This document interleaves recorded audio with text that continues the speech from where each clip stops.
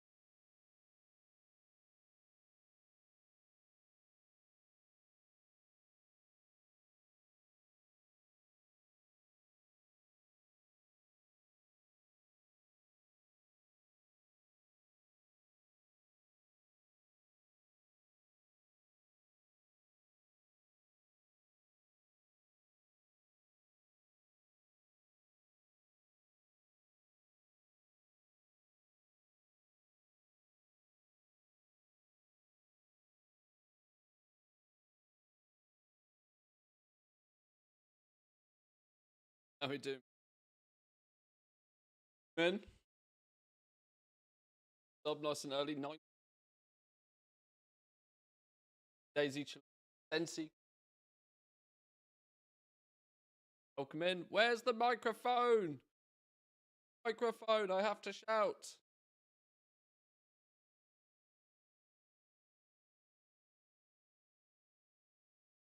Right, there we go. There we go. There we go. There we go. There we go. Your OBS update. My OBS seems to be alright now. I've rolled it back to a version that I just know works, which is all good. All good. Yeah, nice hearing 1 out of every 4 letters. Yes, I apologise. I had my microphone settings on wrong. For some reason, the settings don't save. I have to set them back up again every morning, and it's annoying. It's annoying. But Chris, thank you very much for the 19. Appreciate it. Good morning. Welcome to you. Lady Daisy, Chalida, Senti, how we all doing? Kahani. Yes, pizza day. Pizza day indeed today. The wife is in the office again, so I have to wait till she gets home before we do pizza day. But I will maybe kill 2 birds with 1 stone and get her to pick it up. Save on some delivery fee. Right, let's get this on the go. I want to kill some rares first thing this morning. Get some rare kills done. I don't need to do much auction housey stuff, but I'm keen to get back into Borderlands. Apparently the alpha doesn't exist. Apparently we're not getting an alpha, so it's we'll entertain ourselves in other ways. Oh no, shit, Slugger's died already. Oh Jesus, is this going to be the start of things to come today? Cracking start that. Cracking start. Cracking start, Gromit.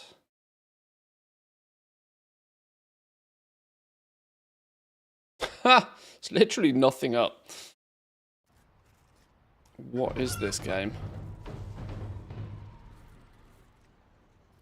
Wow, actually nothing up. If there genuinely is nothing up and I've got to wait around 10 seconds, I might as well do a sniper scan.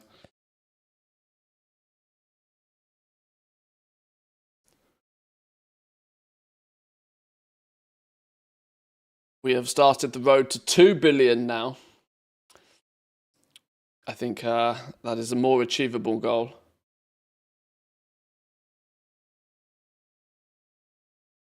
Bad news for the wallet. Ubiquity have released their new NAS offerings today. Where do you get your tech news? I miss all of this sort of stuff.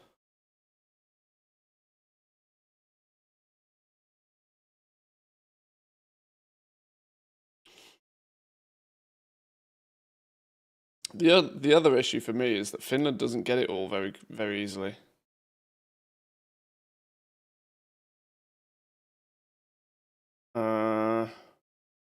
Next gen Unify storage 18 hours ago.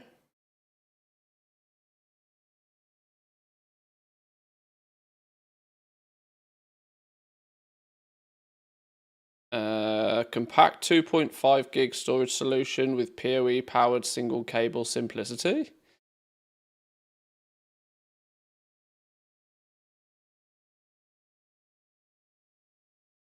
Dunk, in she goes. Space for two 3.5-inch SSDs for redundancy. Slap, I don't know, 8 terabytes in there or something. Oh, big boy one, look.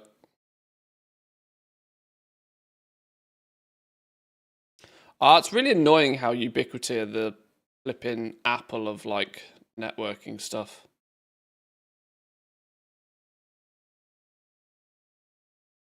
I've still resisted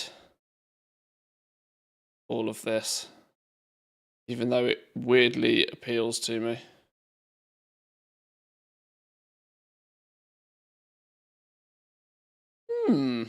Something to investigate. Something to investigate.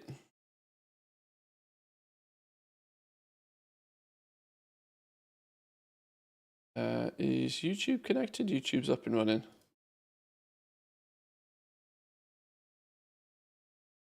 I blame Borderlands 4 for this. Oh, your stream streak. Oh, I do apologise. What we got here? Nothing. Moose horn hook? I have no idea what that is. Kazalgar blacksmithing recipe for 1,000 gold. Right, we'll have another one of those.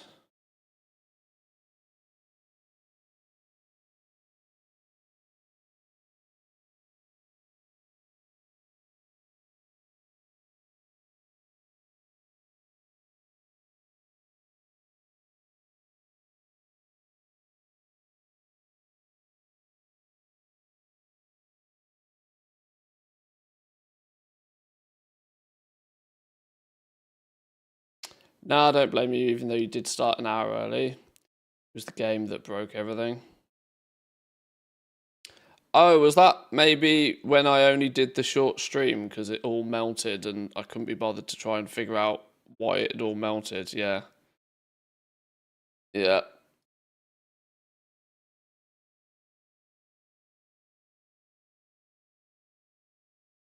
That makes sense. Right. Rares. Give me some rares, please, game.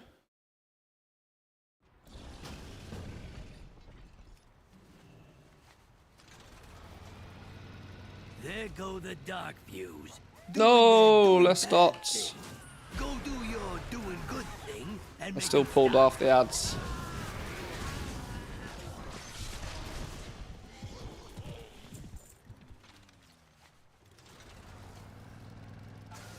One day I'll make a 50+ streak.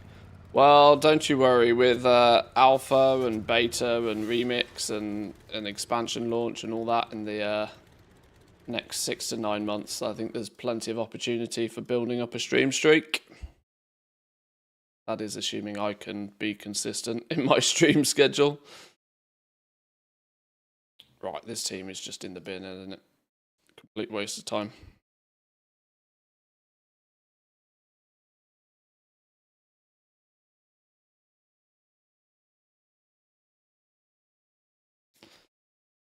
I don't care for the streaks anymore. I always break them by accident.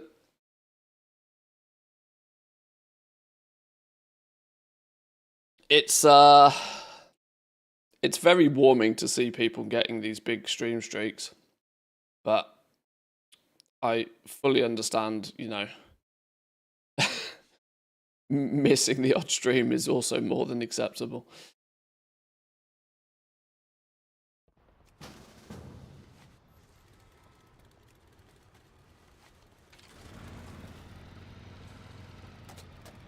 Oh, Tally's dead.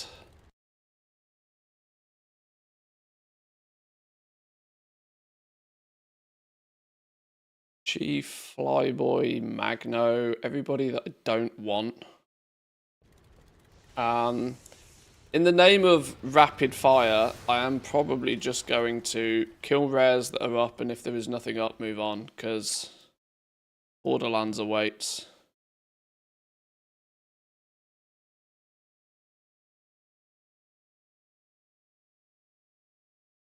And the quicker we do this, the greater the gold per hour is from it anyway. If I drag my feet a little bit too much, we start sort of losing value in doing it in the first place.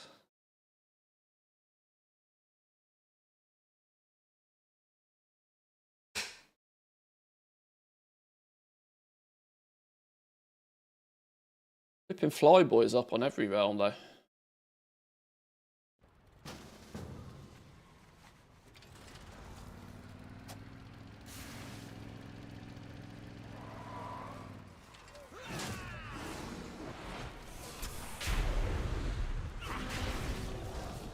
Hate stream streaks, it's stressful for everybody. As a viewer, I don't want mine to break, so I do everything I can to make it to every stream. Like I said, I fully appreciate it. It warms my heart that you lot try your best to be here on a regular basis. But I also understand the psychological aspect of why Twitch has them.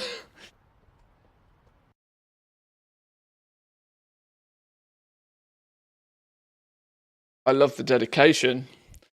Twitch is playing you like a fiddle. Far too many honesties in these streams the last few days, I'm telling you. Whew.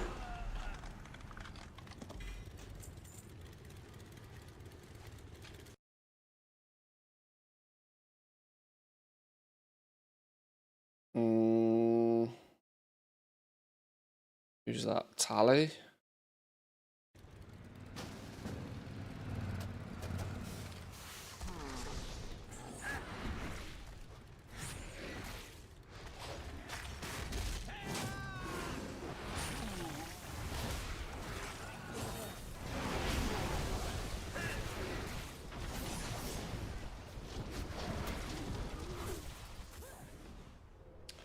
As a streamer, I can't do impromptu bonus streams because I have a viewer with over a 400 streak and I don't want to be the reason it breaks.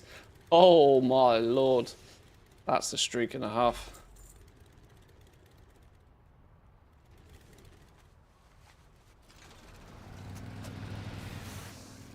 I was about to say I don't think I've ever done 400 streams, but then I kind of remember I have been doing this for like 5 years at this point, so I probably have. What is the 52 weeks of the year? I probably take 4 weeks or so without streaming throughout that year. So it's probably 48 weeks times 5. It's probably 200 plus streams a year, I guess.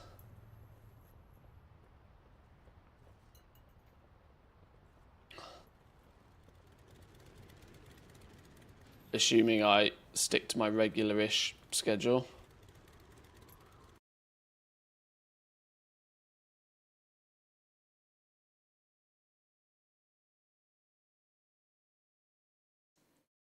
Which, I don't know how to like broach this topic too comfortably. But once we get into alpha and especially beta, the likelihood of me keeping up the 5 streams a week is very, very slim. And the reason being is because it's a catch-22 situation. I feel more comfortable sticking to the regular stream schedule when everything else isn't busy. As soon as I switch on YouTube again, something's gonna have to give. It will probably mean dropping down to 3 days a week for the stream in order to do extracurricular things on the side, plus YouTube occasionally. Since I'd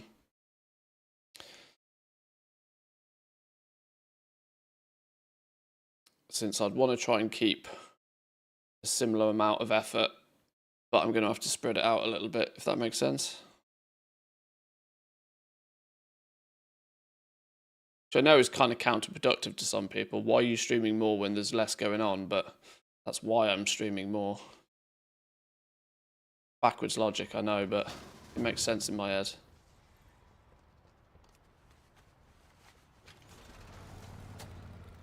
Glad you stream. Very happy I stumbled on one of your YouTube videos and noticed you were on Twitch too.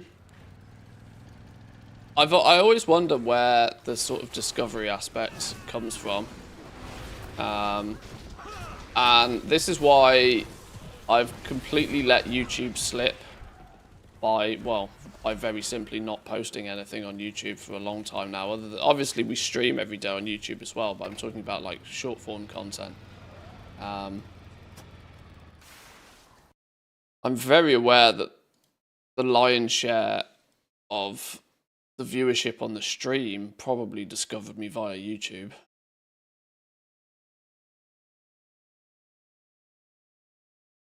It's one of those things that always, you can never sort of get too accurate an info on it, but always intrigues me where people found their creators that they enjoy watching. Are you expecting a big profession or economy overhaul that you think will need a lot of attention in alpha? Not big overhaul as such, but I've always had the opinion that the alpha is the one time where the feedback matters the most. So the alpha fundamentally is early enough in its development stages that if there really is something that stands out as a what the hell are you doing kind of thing, or something that just doesn't make sense, or you can see from a mile off that people are not going to like or whatever, that's the time to get that feedback in. I guess it works two ways as well. It's not just for sort of saying, no, we don't like this, try again, but because that's not very constructive from the word go, but more a case of sort of seeing what direction they're planning on going. Once we get into the beta, it's already too far along the development stage for too much fundamentally to be changed. Look at the recent Legion remix scenario as a good example here. They gave us Legion remix on the PTR, and there was maybe, from the day that they gave us it, there was probably, 6 weeks until it was meant to go live. That meant when the entire player base that played remix was like, whoa, what you doing? This isn't what any of us expected from remix. They've not really been able to do much with that feedback. It's far too long into the development stage for drastic changes. The best they've been able to do is tweak the numbers.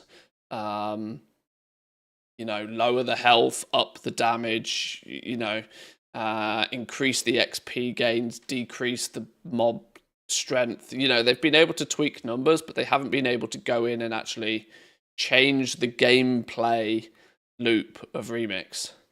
And I think the same is probably true with the alpha and the beta for a new expansion. During the alpha, it's early enough that if something jumps out as like, this could probably do with changing, then it's early enough for them to do it. And so I tend to think the feedback is most important in that alpha stage. So it's not really about expecting a huge overhaul. It's going to require a lot of focus and a lot of attention to understand and figure out as such. In an alpha that everything hasn't been balanced and everything is a bit rough around the edges. You're not looking for polish in an alpha, but you're looking to get the idea of what Blizzard are trying to do. And we know that they're planning on simplifying the professions in some way. So it'll be interesting to see in the alpha when any of these simplifications get shown. Are they going to trim down the spec trees? Are they going to remove resourcefulness? Are they going to remove multicraft? Are they going to remove concentration? Are they going to... We already know that they're sort of thinking about changing the quality system. What are they going to do with the work orders? Are they going to make the process of putting in an order simpler? What are these simplifications they're going to do? The alpha is going to be a good time to sort of look at it from a stand back point a little bit and look at it and say, okay, well, this is maybe the direction they're trying to go in. Was the alpha in the War Within more polished than others? Both Dragonflights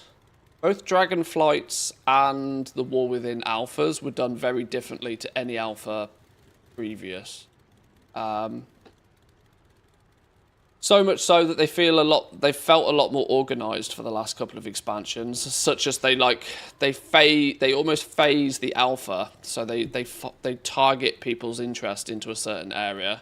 So we'll probably find that they'll give us like a zone to go and test and level in.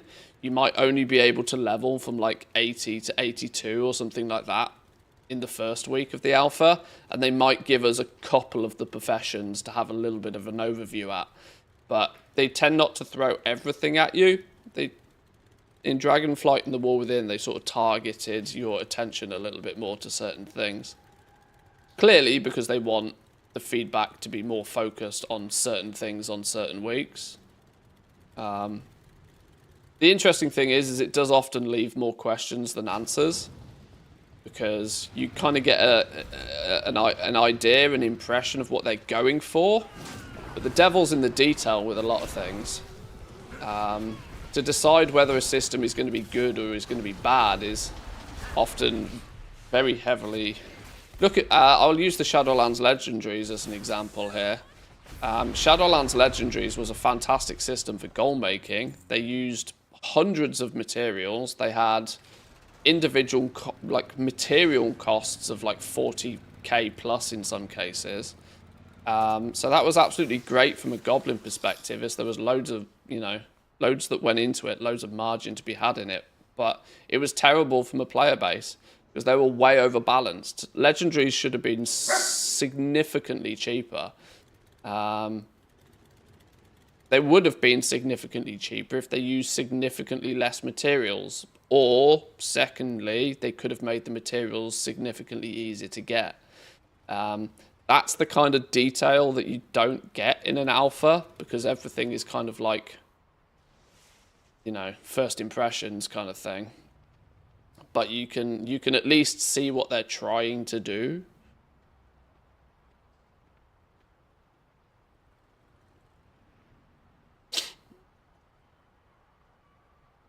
Beta's just a test for tuning. Load and initial sentiment. Alpha could indeed give some more ground for change.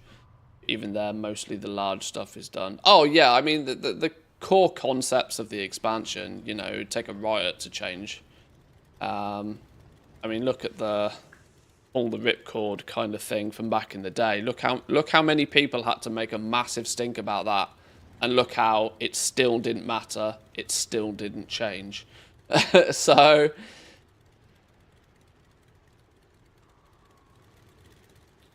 there's the obvious thing to point out here is that just because feedback is given, that doesn't necessarily mean that feedback is actioned upon. Doesn't mean it's not listened to. It just means they might not be actioning on that feedback as promptly as some people would like them to do. There go the dogs. Yeah, it'll be fixed by 12.2. Yeah, that's kind of... Go do your doing good thing. That's the and make 'em mindset stop. sometimes, but I've missed that rare again. I'm spending too much time talking. We were meant to be quick firing through these. This isn't quick fire at all, is it? This is me talking about a test phase that we don't have access to yet. Oh, is Nipsel got your stick again, Almalamas? Oh dear. Nipsel's got the stick and Almalamas is not happy. Oh, that puppy cam is not even remotely in the right spot. Look, all 3 puppies. How often do you get all 3 in one frame? That does not... Yes, Nipsu, you've got Alma's stick. I'm not going to save you. You're going to have to fight that battle yourself.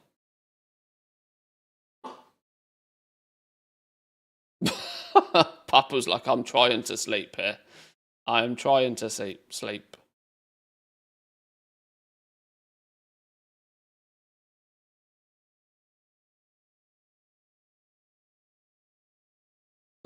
Alma looks so sad. But it's my stick.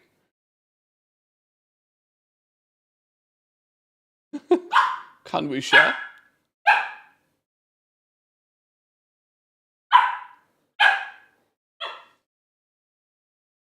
Oh. Success. I'm a quick run. Escape. Good girl, Nipses. I think you need more sticks. Yes, that probably would be a solution. I think I need new shoes as well. My shoes are a bit busted. These are my walking around the house shoes. I have better dress sense under normal circumstances.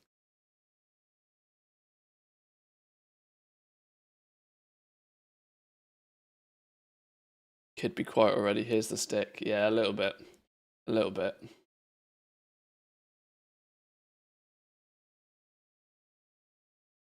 As long as they're not stressing at each other, it's all good. It's taking a few weeks, but they're slowly sort of acclimatizing to each other, finding their space. More sticks, not made of money. Don't grow on trees. It's very true. See what you did there. House shoes, outside shoes, dog shoes. Got to these days, right?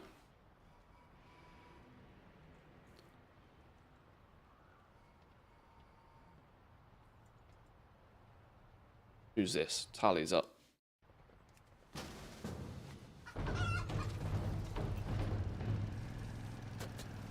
Oh my god. Oh no, Tally is still there. Go. Thought I missed that kill again. Can everybody stop killing these rares, please? I only want to spend an hour killing these rares real quick time, so I can go play Borderlands for a bit and not feel as if I've completely left Warcraft in the dust. Yet the game is... Everybody is very rudely killing all the rares before I can get there.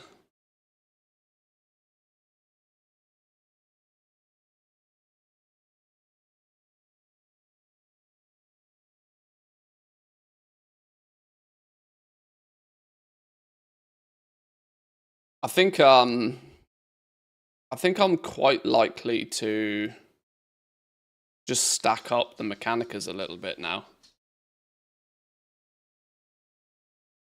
I'll still probably try and keep one of each listed on Draenor. Simply because Draenor is one of the biggest realms, but I might change my pricing to deliberately not be so competitive. Because I'm kind of in the mindset now. I think we've seen the big boom of interest for both the pets and the mounts. So I think I have to be somewhat aware of the fact that sales are going to trickle in a lot more now than them being nearly a daily occurrence. But because of that, I also don't feel the need to be pushing for like cheapest in the region kind of prices. Because ultimately I'm in no rush. I don't really mind when we sell these things.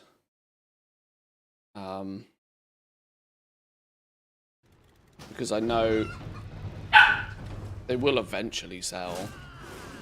I might as well squeeze a little bit more profit out of each one and take it slow to sell them. I might even just fully add them to the flipping profile now as something that just gets shipped around and redistributed, and they'll naturally find a home where they sell, or at least get listed for a more comfortable price. I was shooting for fast sales for most of 11.1. Simply because I was concerned throughout most of the patch that they were going to make an adjustment to the Mechanica rates. I'm at the point now where I can't really possibly see them doing that because the noise has died down. Those who are frustrated with their drop rate. But secondly, the focus has also been taken off them as a collectible item now that there's bigger and better things for people to focus on. So I think it's now relatively safe to say that the Mechanica farm just is what it is, and it will always be what it currently is. And on that basis, I can bump up my minimum sell prices, spread them around, spread the pets and mounts around the different servers. I'm certainly not restricted in places to sell them, so... Oh, that's a good realm. That's got nearly everything up. But that might actually have everything up.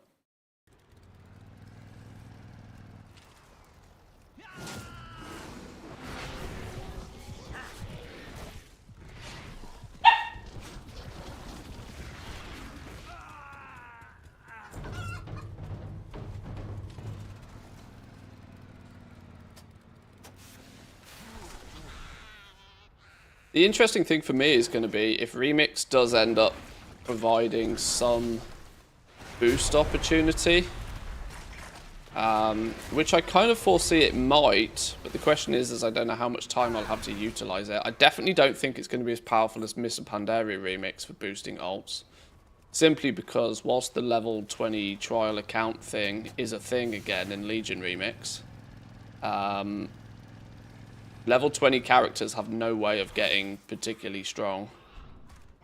Their secondary stats are going to be capped by their very low level of item level on the gear. The mementos are going to add nothing but stamina.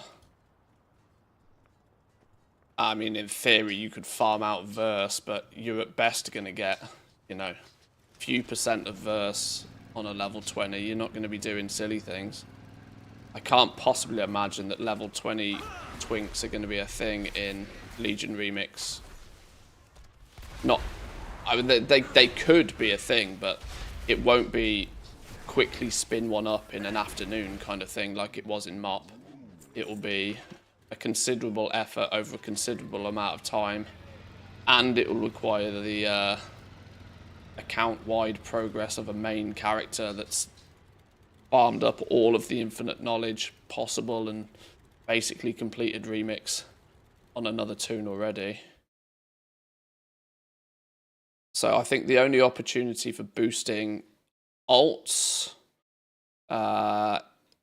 in Legion is going to be to use a main character who is geared to the absolute teeth, who will then be able to carry all other toons through dungeons or whatever. In a similar way to most regular boosting, but just with the potential that a main character could be God mode powerful, borderline indestructible after a while. One thing I didn't think about testing, Alma Lamas, relax please. One thing I didn't think about testing is if the Mythic Plus system is actually a max level thing only, or if you can do Mythic Plus keys at lower levels. Could you do Mythic Plus whilst leveling? I didn't even check that, to be honest, in Remix. It didn't even cross my mind that Mythic Plus would be anything but a max level adventure.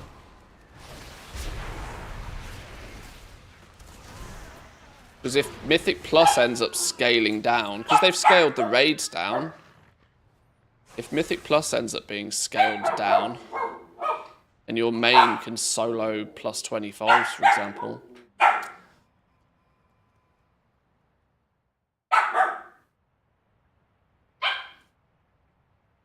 They're disagreeing again. Alma's decided she does want the stick.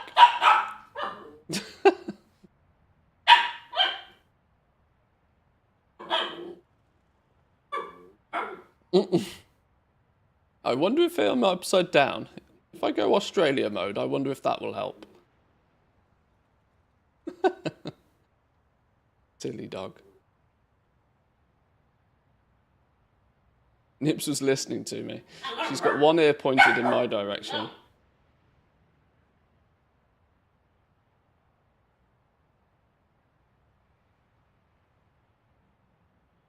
Does make me laugh how Papa was just like, I'm not having any of this. I'm going to lie in my bed and I'm going to snore. Let the young ones fight it out.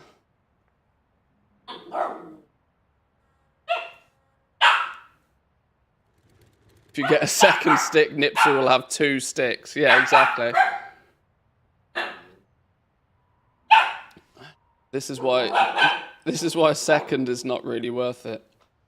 A teenager and a toddler. Well, Nips was 8, so she's not exactly a young puppy by any means, but she's significantly younger at heart than Papal, who's like almost 13 and cannot be doing with this small little one. Cannot be doing anything about it. So I apologise for the racket in the background.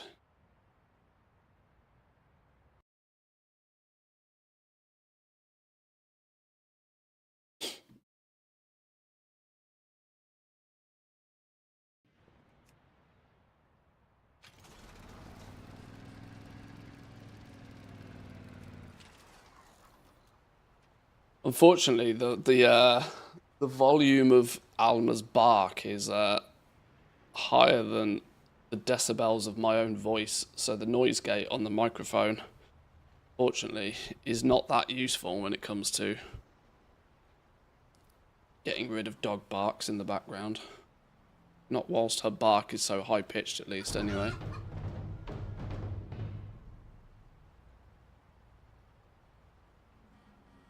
Why is this one not loading? Why are you dead? Oh! Oh, well, you can take as much time as you need to load if you're going to load in with all 4 rares up. Hello. So yeah, but my what I was shooting for with that remix chat was that even if there is a way to boost alts in remix, I'm not sure just how many alts I will bother doing. Because I've already got one character on every EU realm, or every EU auction house, which is like 80, a small amount over 8. It's like 82 different realms, I think. So I don't really need much more unless I start doubling up again. Now, if I was going to double up, I wouldn't necessarily need them to be leveled characters. But I don't want to fall into the trap of having the same issue that I had with Missa Pandaria remix, which is I leveled all of the alts all on the same realm, made them all on Draenor, and then when I wanted to start distributing them out for the purpose of this farm, I was like, shit, they're all on Draenor. That doesn't help me much. So we will still need to, if we do make any more alts, we will need to spread them around places as much as possible. I could definitely do with a few more alts on the RP realms though. For the simple reason that RP realms tend to not get sharded in with anybody else. Meaning they tend to get quieter but more dedicated shards. Some RP realms can merge with other RP realms, but they still try not to, unless there's like literally 3 people on a shard.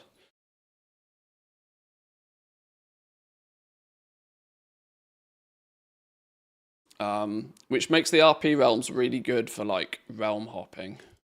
I can pretty much guarantee anytime I log on with one of these toons and one realm has all rares up, it's because it's an RP realm. Nearly every time. Because all of the English normal servers can get merged in with each other, and tends to mean there's not that many shards up half the time.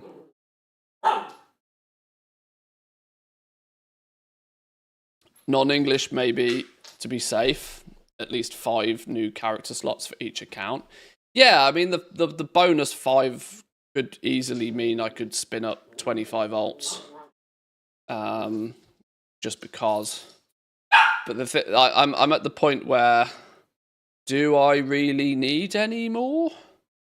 I don't really feel I utilize all of the alts I have right now. I could, and I probably should have leveled engineering, enchanting on them all, but I didn't. Nipsel, you can let Elma play with her stick. Otherwise, this barking is not going to stop, is it?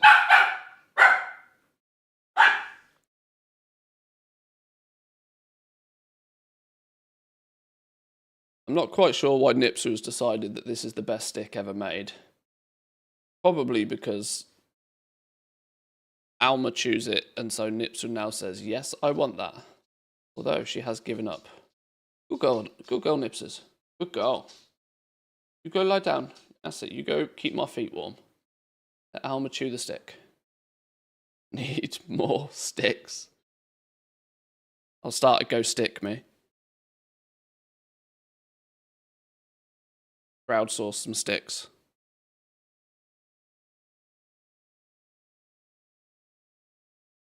How you doing, Pike B? Welcome in. Welcome. The amount of undercuts I have is insane. I'm not even going to bother posting my auctions. There's no point. I mean, undercuts are a way of, like, I have got to the point many years ago where I'm really not bothered about undercuts. Really not fussed. Set up a PO box so we can send the doggos some sticks.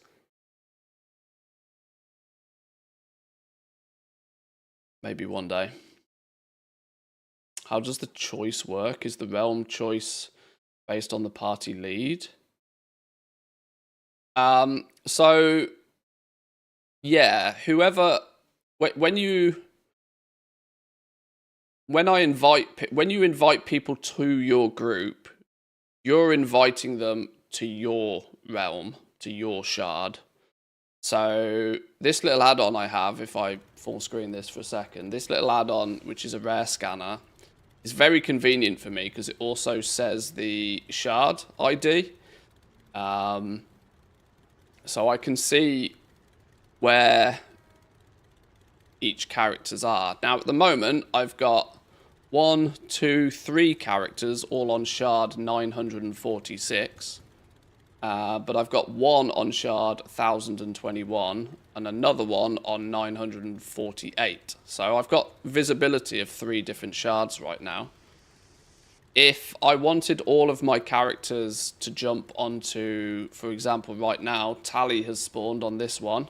I invite everybody and it pulls all of them into this character's shard. So now they're all on this realm. I can then run over, kill Tally. And of course everybody gets the credit for doing so. And then when you drop group, they all go back to their quote-unquote home. Now phasing only works if you join a group with somebody, you only phase into that group leader's phase if you're in the same zone. It used to be, and they had to change this, it used to be that regardless to where the leader was, you would move into their phase. But that was a little bit too strong for realm hopping reasons. And so Blizzard made it so that the leader has to be in the realm that the zone that you're in, for you to phase with them as well. I've probably butchered the description of that a little bit, but I hope you kind of roughly There go the Get what I'm dark going. views. Get what I'm doing saying. their doing bad thing. Go do your doing good thing and make them stop.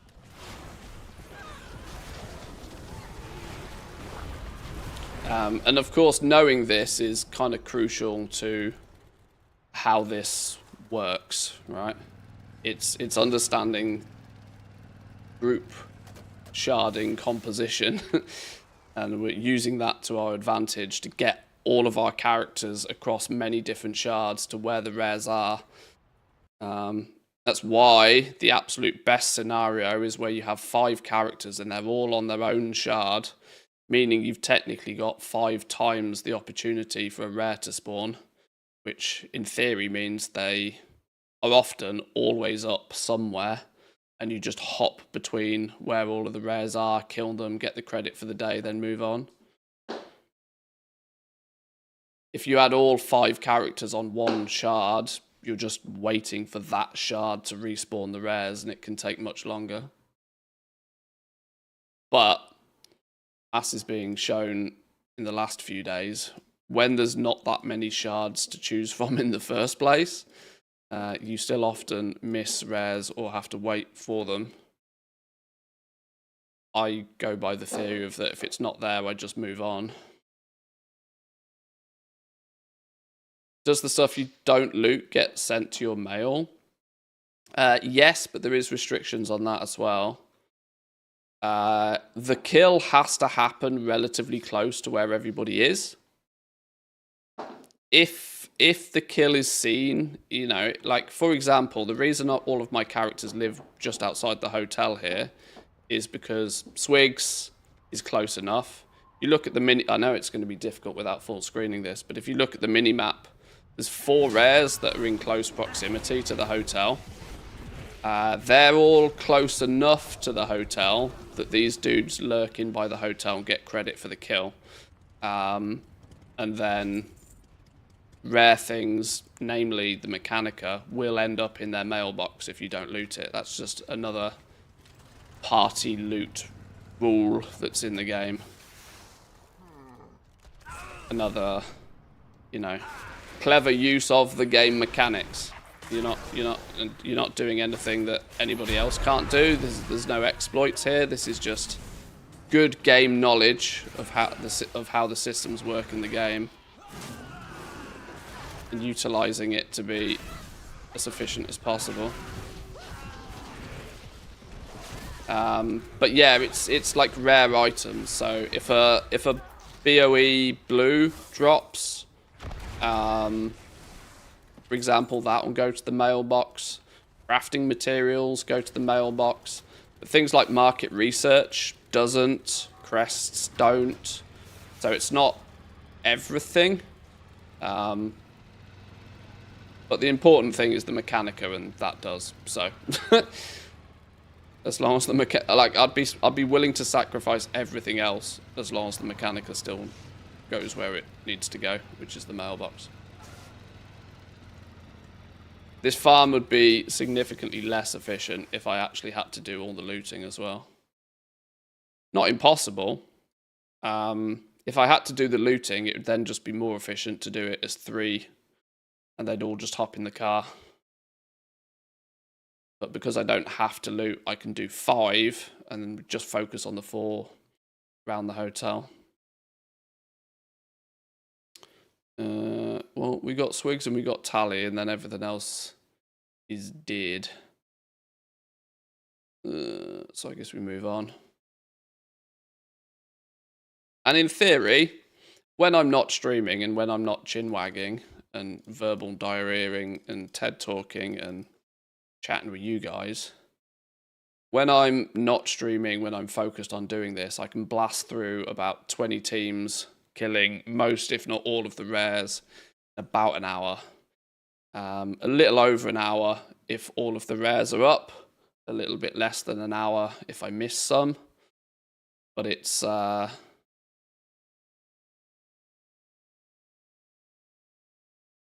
usually somewhere in the region of about 300 rare kills a day, quite quickly, within that sort of hour and a half.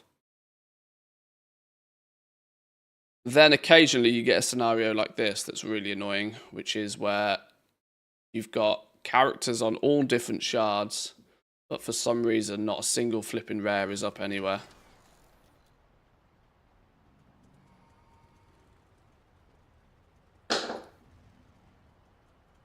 Kind of frustrating when this happens. But just the way the cookie crumbles. In Legion Remix or strategies like the mailbox, no, that doesn't work. There's no XP tokens. There's no XP tokens, so there's really nothing to go to the mailbox.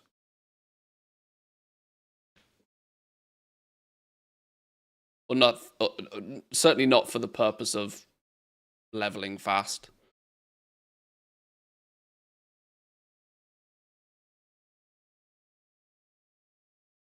No, they very carefully patched that one out of Remix.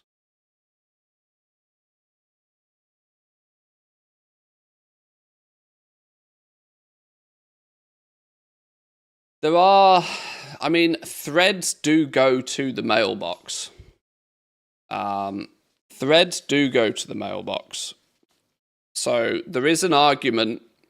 It's not a very strong argument because I think it's kind of, it'd probably be kind of dumb to do this. But there is an argument to loot basically nothing until you've got your hands on a bunch of infinite knowledge.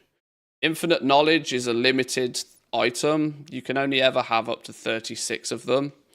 That scales the amount of infinite power you gain from threads.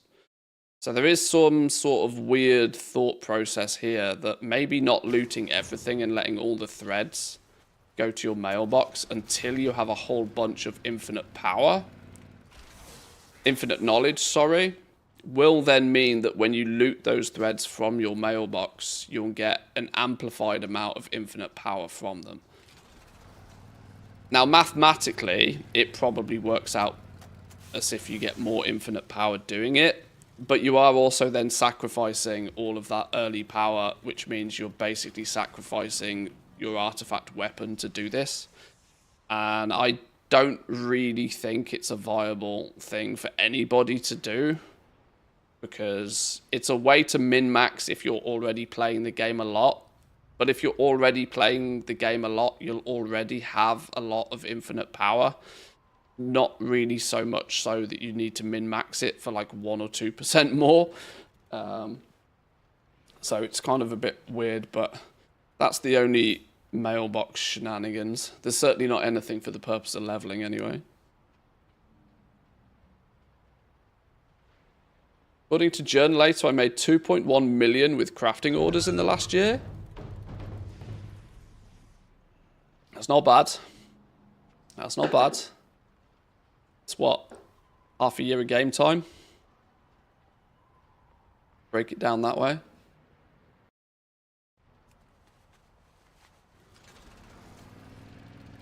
Six months game time. Doing their doing bad thing. Go do your doing good thing and make them. Does that mean you've done the best part of like 200k a month doing crafting orders? Pretty spicy.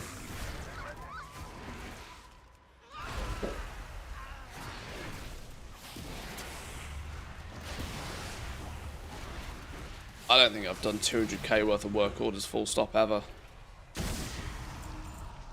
I mean, it depends if it's counting patron orders.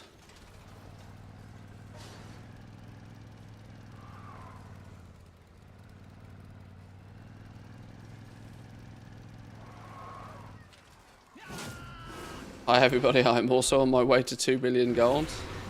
I think we all are. I don't think there's a single person in it. I do know a few people who have surpassed 2 billion gold. But I don't think any of them hang around in the stream too often. Oh, 1 billion is ridiculous. 2 billion is on another level.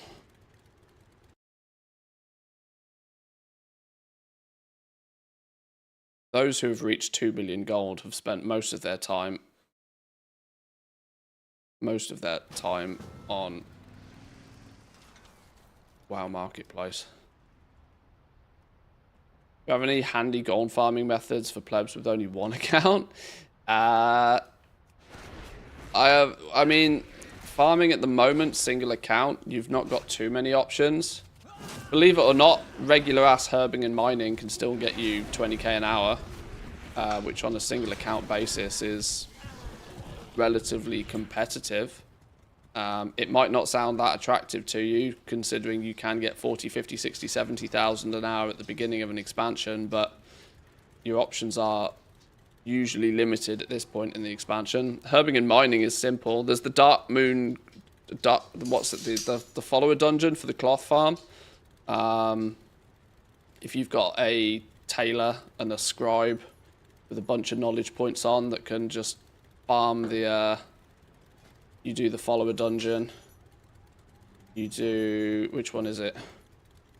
Dark Flame Cleft. You just clear the first couple of rooms. Clear the first couple of rooms, loot up a bunch of cloth, reset the dungeon, do that 50 times. You can do that 50 times a day.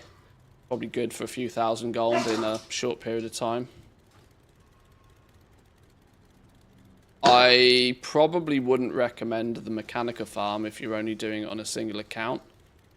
I mean, it's possible. It's just not very efficient. You probably are better off just herbing and mining if you're doing it on a single account.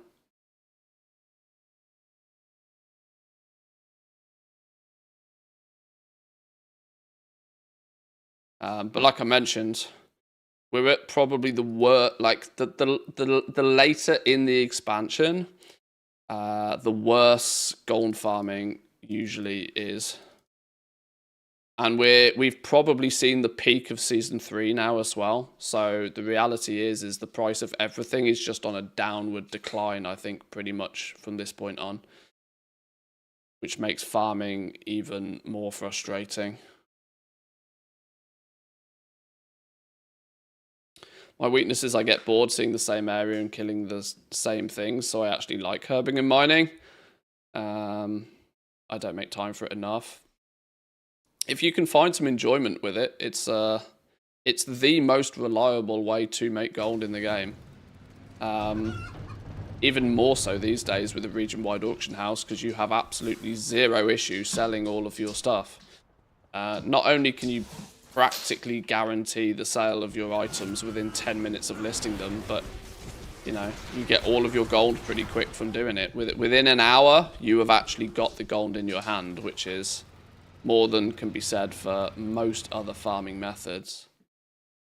Pretty much anything else that you can go out there and farm, there's going to be that time delay between you getting the thing and then being able to sell the thing. Ask any consistent transmog farmer what they have to do to actually get consistent sales, and it makes some people's stomach churn. Yes, you can go out and farm transmog, and it's wonderful when you get that piece that could be worth 50,000 gold, and you get all excited, and you go put it on the auction house, and then 48 hours later, you put it on the auction house again. Then 48 hours later, you put it on the auction house again. And 6 months later, after putting it on the auction house 100 times, you still haven't sold it, and you wonder why. And it can get mighty frustrating. Whereas herbing and mining, the definition of instant gratification. Cash money in your back pocket, nice and quick, job done.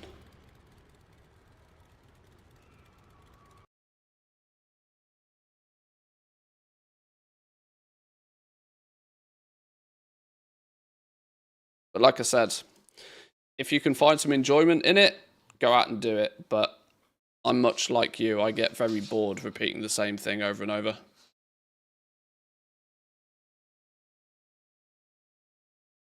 I'm on the low pop side of a big realm, and crafting is beginning to get more enjoyable. A couple of crafters seem to have quit, more businesses available. That'll happen. That'll happen. There is more enjoyment to be had sometimes if you can get your hands on a few, especially in the like work order system, that, you know, once supply and demand leans in your favor a little bit, sure, you get more orders, you feel as if it was more worth the time and the effort doing it. I historically pretty much only ever recommend people play on a high pop server, and that is for the logic of that there is the most potential on a high pop server. It's up to you to go and realize that potential, but there is at least the most potential. Where the most players are, the most orders will be, the most demand there will be, but there will also be the most competition. So it's 6 of one, half dozen of another, but I will still always recommend players play on the biggest server they can for that reason. Because if you play on a low pop server, there is a glass ceiling to how much you can do, because there's just not that many people that want things. But you might end up being the only person that crafts that things and have all of that very limited amount of custom to yourself. So, you know, there's no right answer.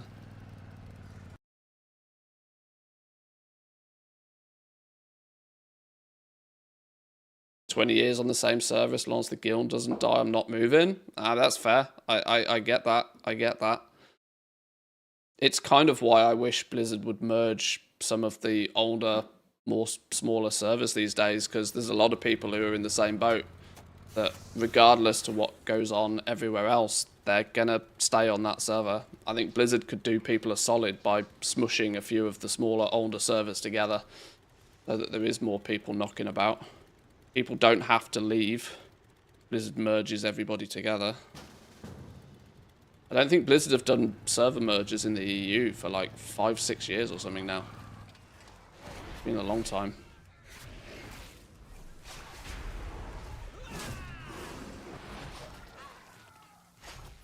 Transmog farming is good money. It just takes a lot of time setting it up, and it sells slowly, but it's a steady income. Yeah, it's that steady income once you've done it, for sure.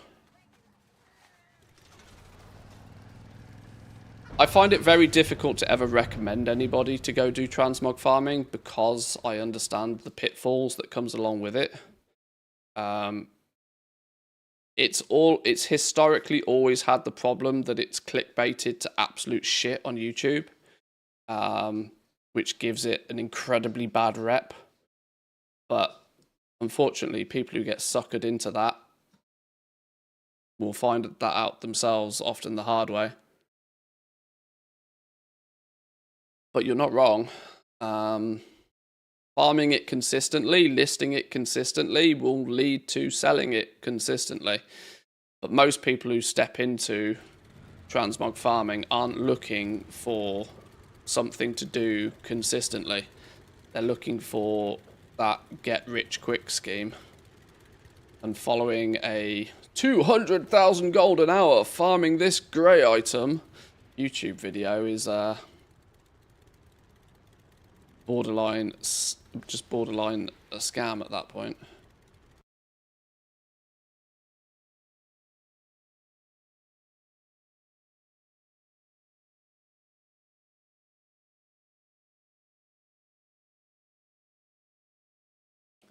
Does the server architecture still have the same impact identity it had? With sharding as it is now, with some more polishing, could servers be merged to make one mega sharded server? I mean, they're doing that with Classic, aren't they? Or they're going to do that with Classic. It's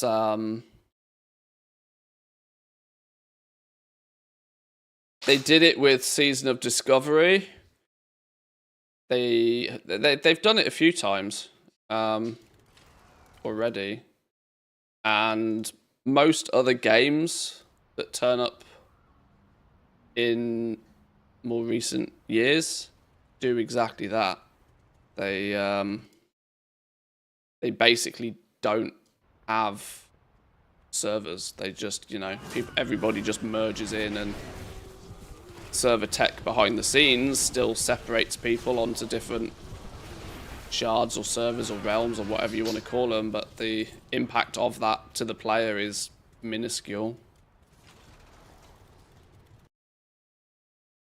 I think WoW will end up in that way. It seems inevitable.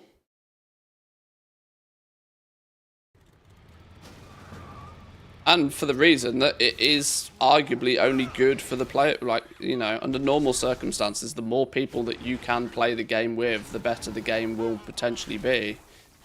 There's rarely an argument against having more people to play an MMO with.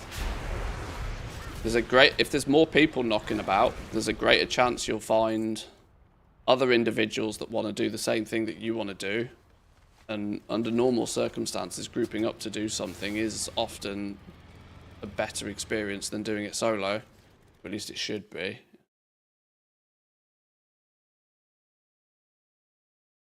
So yeah, creating an architecture where it's fundamentally just one big mega server, I wouldn't be against.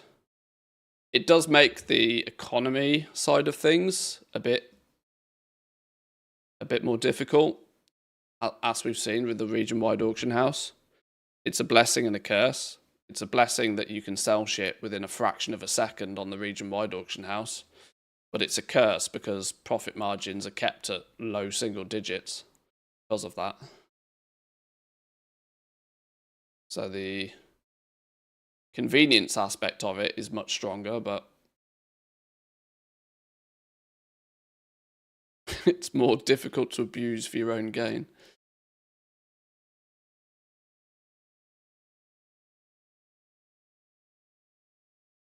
Manthe just low-key admitted to scamming people 15 years ago.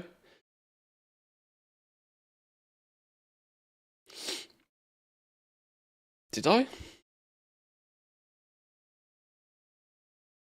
To be fair, the one video on my YouTube channel that has done the most views ever was a video titled something along the lines of 200,000 gold in 20 minutes.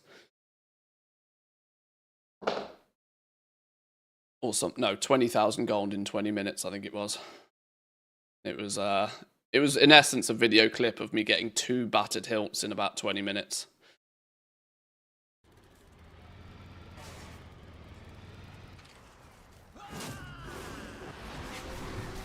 But, you know, we all have a history.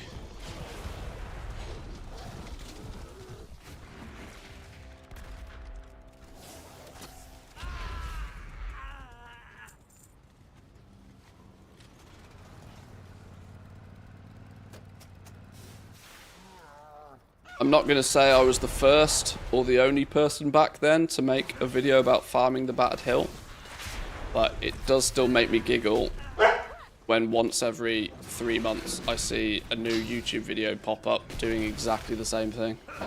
And I'm like, okay, I made this exact same video in 2012. It's like...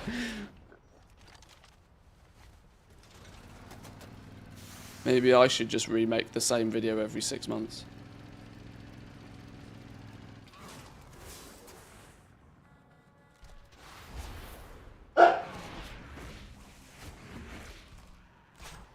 Everybody would be a billionaire by now with that one trick, yeah.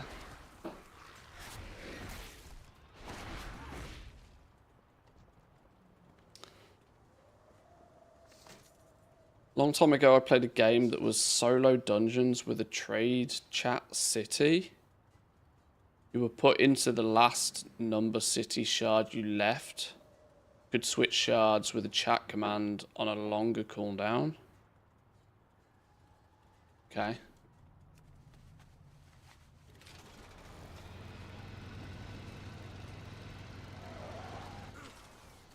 There's been some interesting blog posts historically from Blizzard devs, like server engineer sided. I think it was when Season of Discovery came out. Was it Season of Discovery or Season of Mastery, or whichever one it was? I don't flipping know, I can't remember. But there was some interesting blog posts about how they sort of weigh up the pros and cons of like dynamically sharding people to different realms and stuff. Because if you're halfway through a quest and the game decides to shard you to a different layer, and then all of a sudden all of the mobs respawn around you, and one-shot you after you were slowly, methodically killing through them to stay alive, that's a really bad experience, especially if you are like playing hardcore, for example. So that scenario alone is like one reason to why they have to be at least careful with how and when they move you to a more populated realm or shard or whatever term you want to use.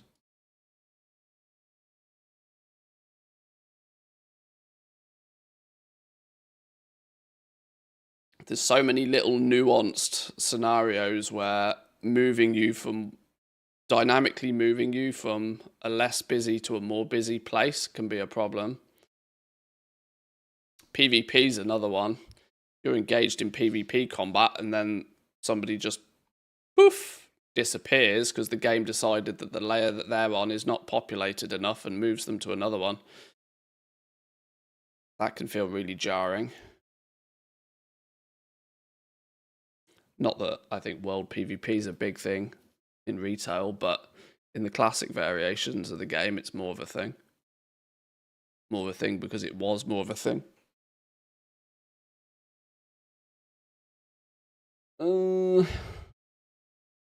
Not a single rare. What a shit show.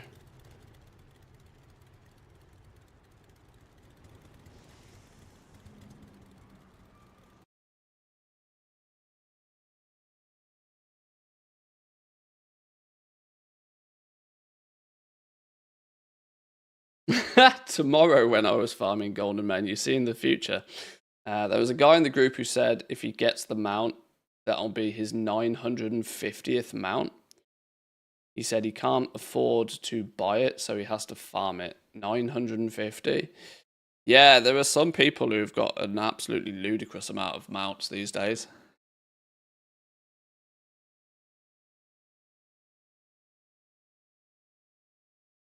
There's people that have got over 1,000 mounts.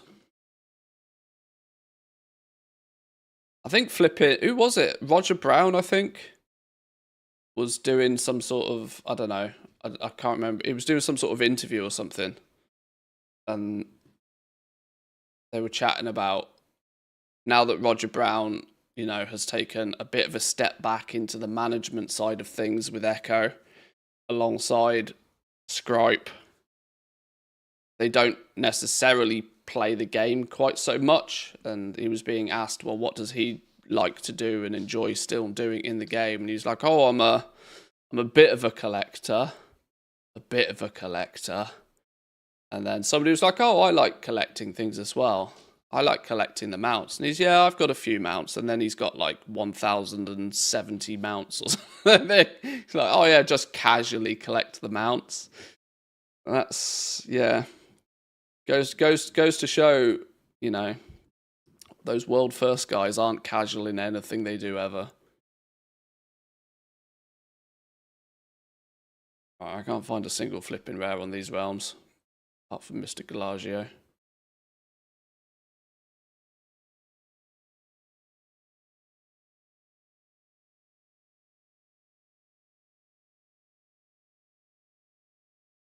$1,145. Damn. That sounds like a mount-off winner. 1,076 out of 1,121, 96%. That's my numbers from Simple Armory. Good effort. Good effort.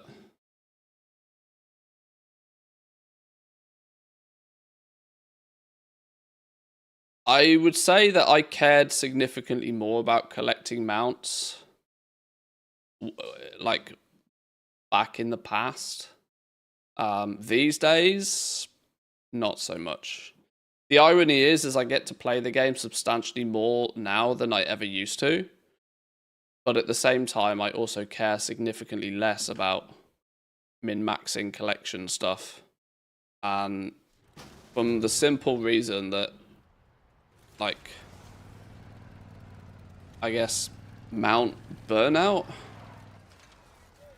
I got so frustrated with every mount that came out just being a reskin of another mount that I already had that I got very, very bored of trying to collect them, if you know what I mean.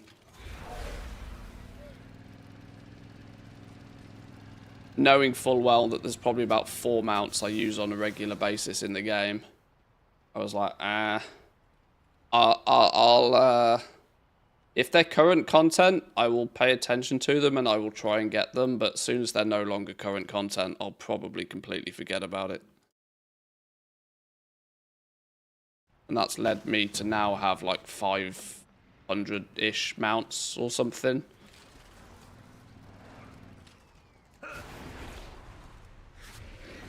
Which is, don't get me wrong, a pretty sizable amount of mounts to have in the first place, but also don't forget I've played the game since vanilla, so...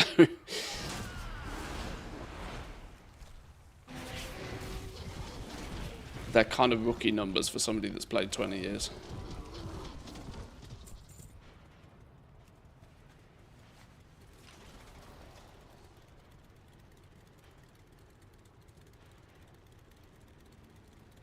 Number 1 on data for Azeroth cheated.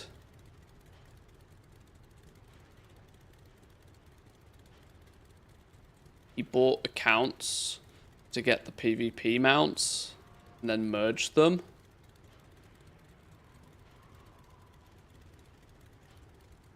You can't do as much of that anymore, can you?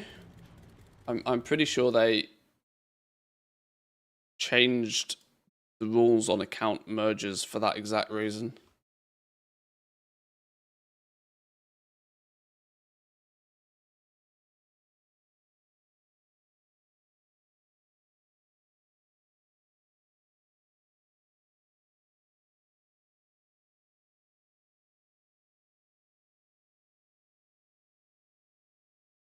Oh, wait, no, hang on. These dudes...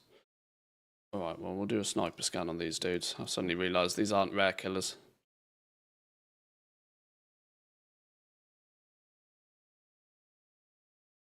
Anybody know a mount add-on that gives us a per character random mount button?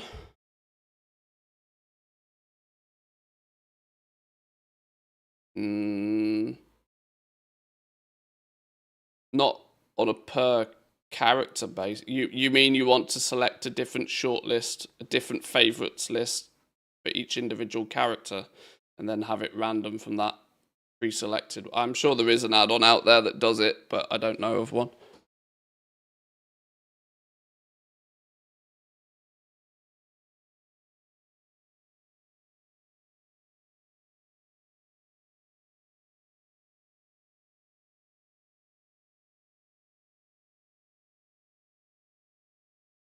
I did the Timberpaw grind for the Winterfrost Saber back in TBC. Never again.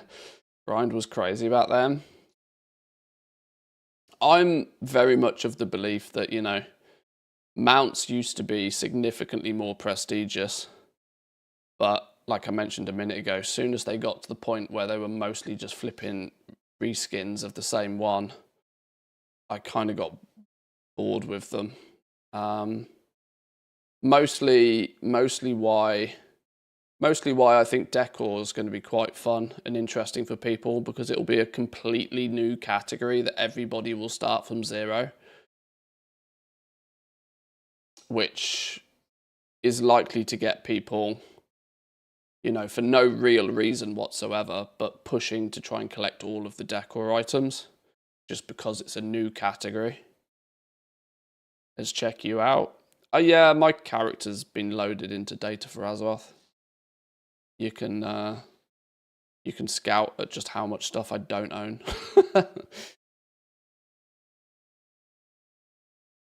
Just started WoW again after years. I'm wondering if it's too late to start professions in the War Within, since next expansion is almost here. Also, is it hard to get knowledge points in time? Your room for success is very, very small. The problem you'll have with most professions is that whilst there is a bit of a catch-up system, it's not great. But much like I tell most people throughout all of the expansion, you don't need all of the knowledge points. To min-max a certain craft, you maybe need 150 knowledge points in most cases. That's an average, which if you level the profession, if you do your first time crafts, if you go and pick up some of the knowledge point books from Reputation, for example. Your issue will be is if you haven't played The War Within, you won't have access to those knowledge point books, and doing the rep grind for them just isn't worth it. But there's still probably 70 to 80 knowledge points you can get quite quickly. A few patron orders here, there, and everywhere will get you to the point where you can do something pretty effectively. But be aware that there is no money in doing it really at this point. Do it for an enjoyment reason only, I would suggest. That's a weird auction.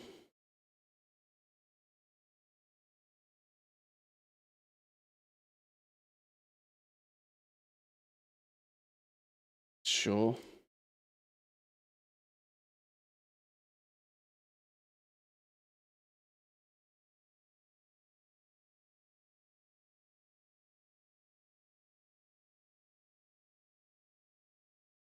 Wavebreaker Mechasaurs.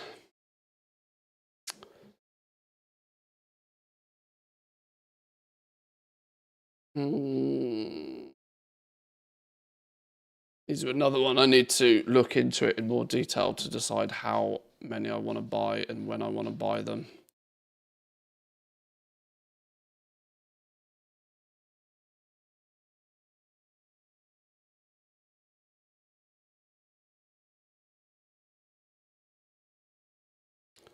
Mechanical Chicken. Oh, that's the on use one, not the actual pet.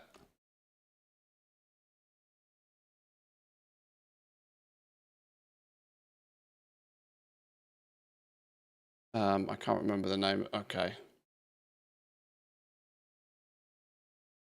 Sure it.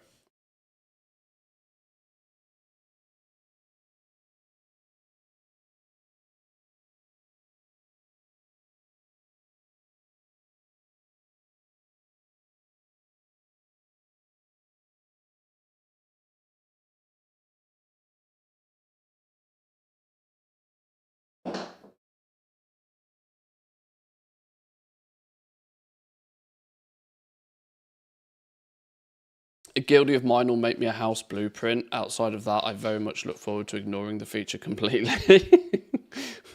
I'm not super psyched for housing from the perspective of I'm not that excited about tinkering and building a fancy looking house particularly. I'll do it because it's an enjoyable additional thing to add to the game.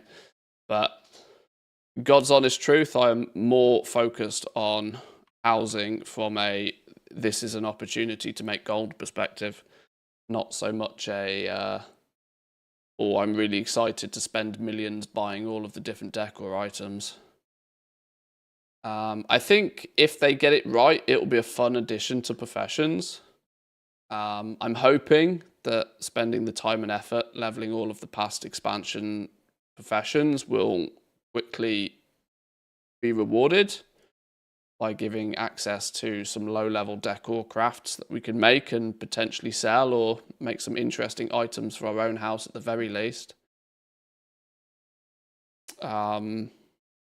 With it being a new category of collections, it might be something that I consider picking up a bunch of just because. But I also know that Blizzard is going to cash cow the absolute living fuck out of housing.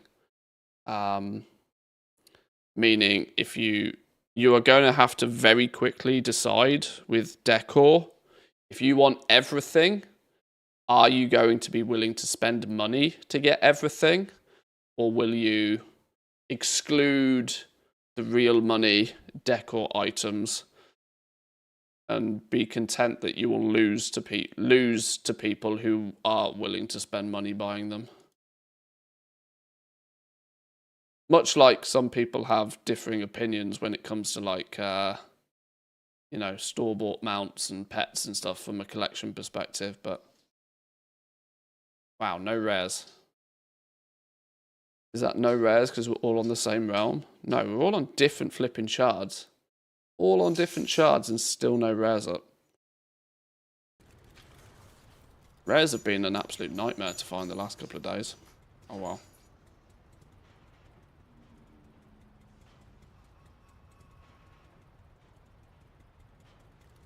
Lose how exactly? Well, in the arbitrary data for Azeroth leaderboards.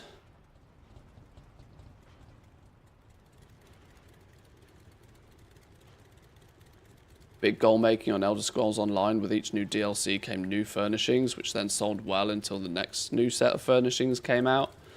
Yeah, I very much think every time we have a new major patch now, there'll be an influx of new decor items for people to chase after. And while it's, you know, the hot new thing, chasing after them there'll be money to be made in them. I think it's going to be quite interesting that decor as well is a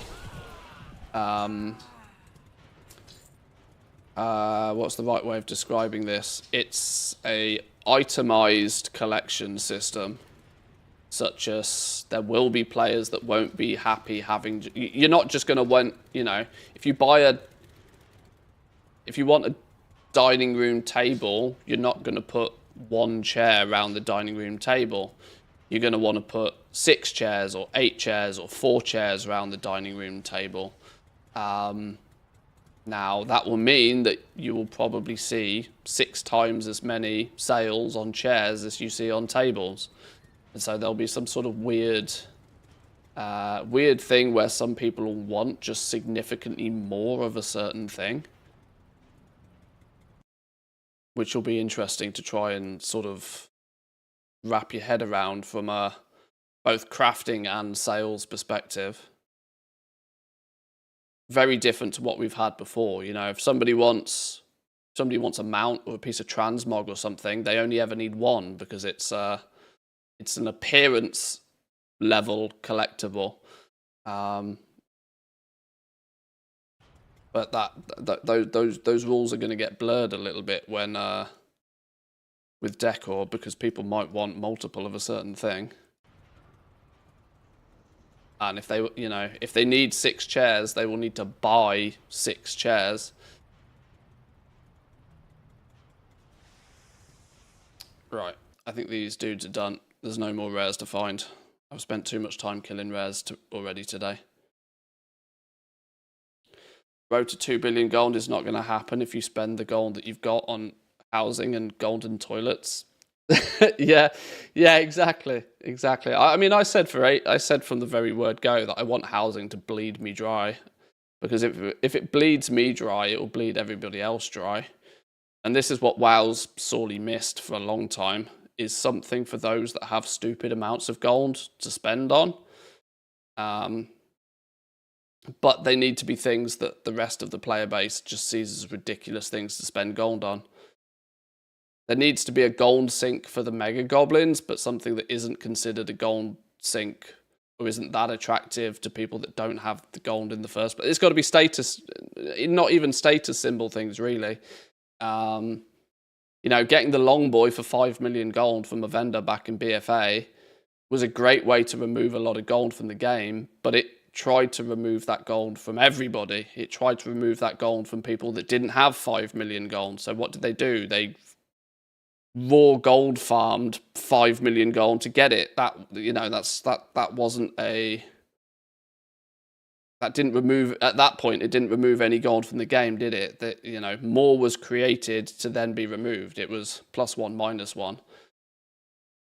If they want to get some of the gold out of the game from the upper echelon of players that have literally millions, if not hundreds of millions of it, there needs to be something that those players want to buy, but General Joe that runs around and can barely afford his repair bill doesn't feel obliged to go and get, you know?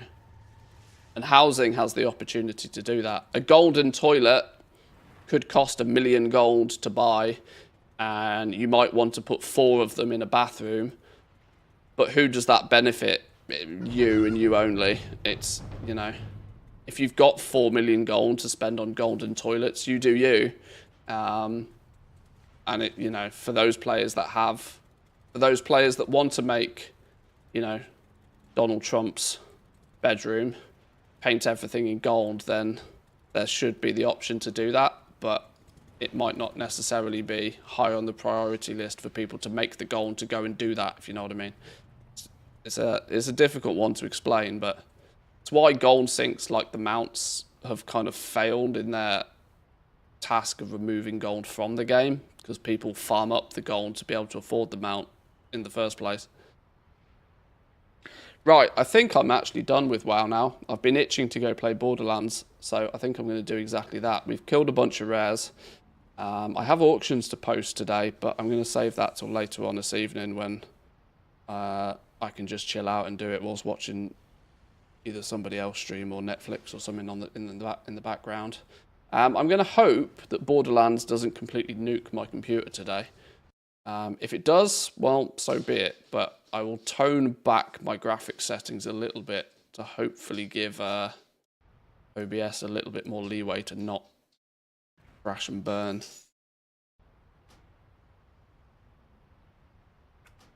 Yeah, another potential crash test incoming, but I've been having a bunch of fun in Borderlands over the last few days in the evening, so I'm itching to give it a go. There was a patch today, it helped me a lot. Oh, okay. Have I... Oh, this one. I think I've probably installed that already. Oh no, something's updating. Oh, other random ass games.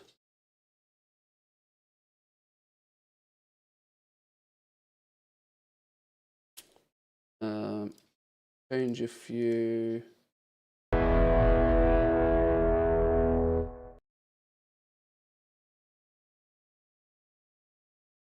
Let's see if this works, shall we? Oh, that's not a great start, is it? Oh, thinking about it. Thinking about it.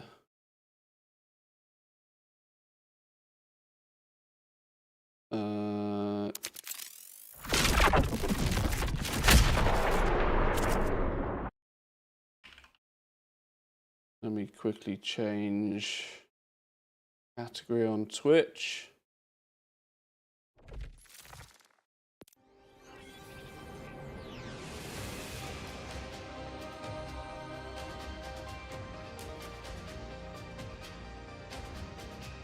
Change it to some random ass stream title. Let's tone down or put some limit on this. Limit frame rate to 120. I'll limit the frame rate to 120, we should be good.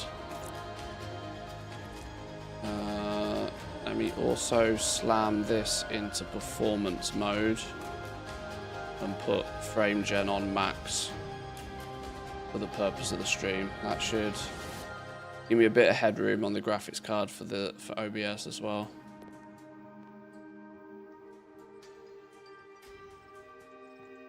Right, in we go. 14 hours played, 16% of the way through the campaign. Wow, I'm really slacking with the campaign, aren't I? I was farming up some legendaries yesterday, trying to put together some funny synergies between gear. I'm also out of coffee. Let me go grab a drink quickly before we get too involved. We'll give it 5 minutes to see if it crash and burns. We're locked on 120 FPS though, which is a good start.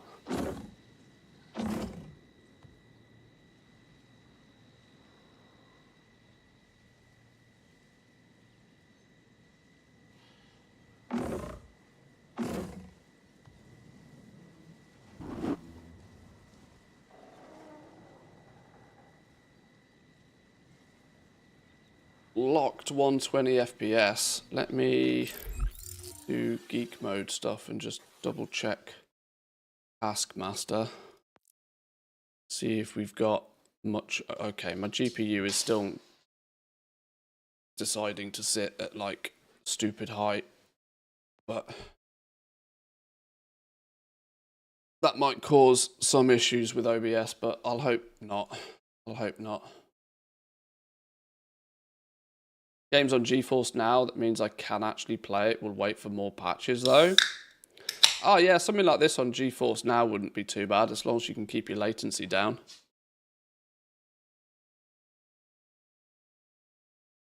That's always going to be your issue with FPS games, is keeping that latency down, otherwise you ain't going to hit shit. I've got a few cool little items. I found this thing, which when I kill something, a bunch of missiles fly out and damage everything else.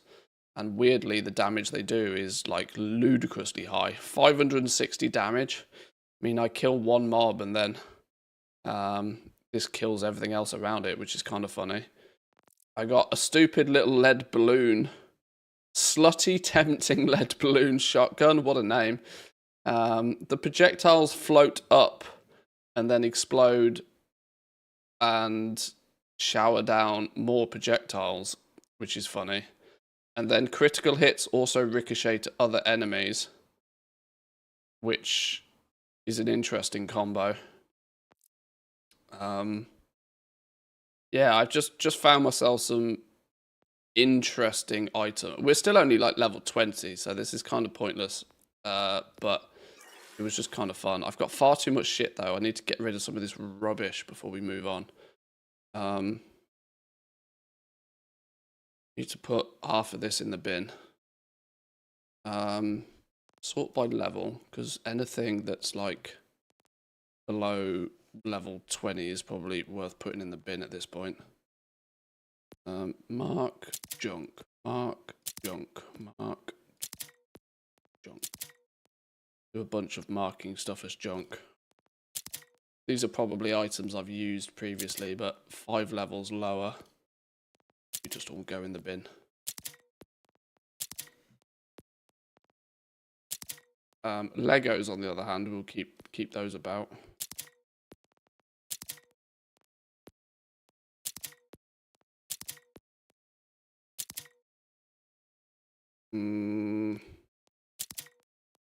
We'll keep level 18 plus stuff for now. We're only level 20, mind.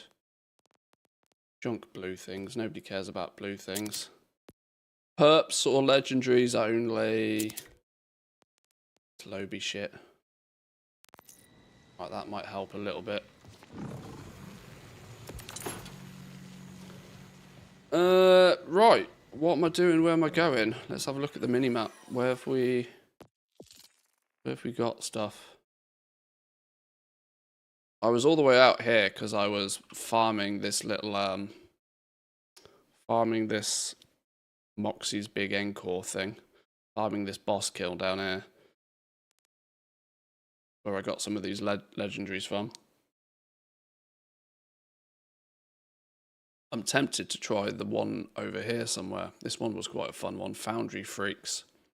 I'm tempted to give this a go. Now that I've got a few more interesting abilities. How's the quickest way to get here? Probably here and then drive down. Give that a go. Played the new Doom game on GeForce Now. It ran pretty smoothly.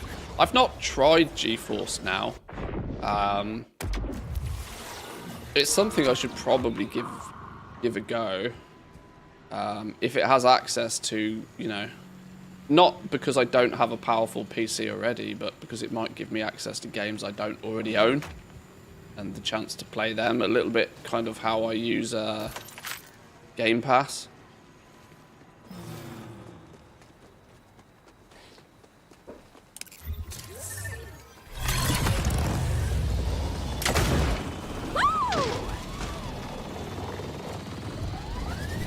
Right, well my FPS is already 150, 160, so much for locked to 120.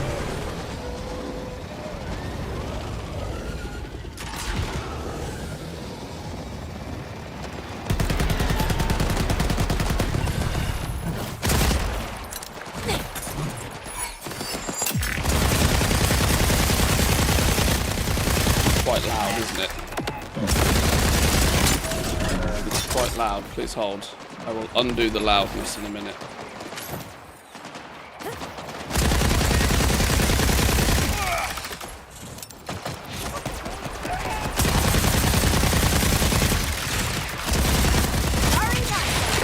Look at all the rockets! Kill one thing.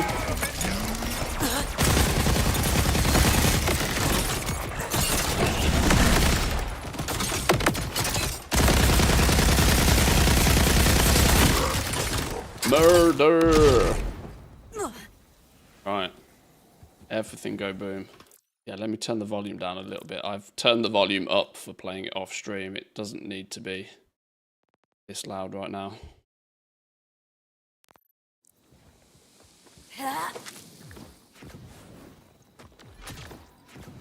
Damn, remix is looking good. It's had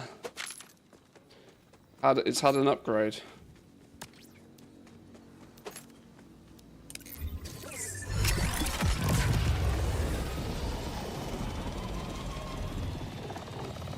You can sync it with Game Pass and Steam. Oh, what, GeForce Now? Yeah, I should probably give it a go at some point.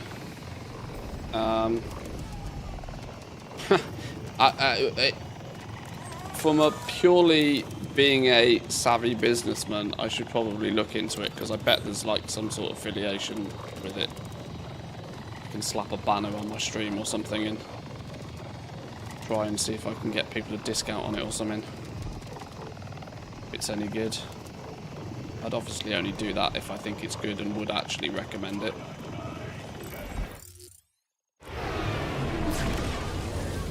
I'll happily shill anything as long as I think it's good to begin with.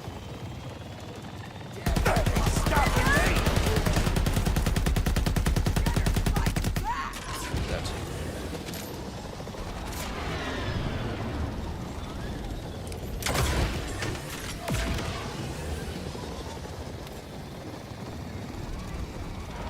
Oh, what are we doing? Oh wow, his shield deflects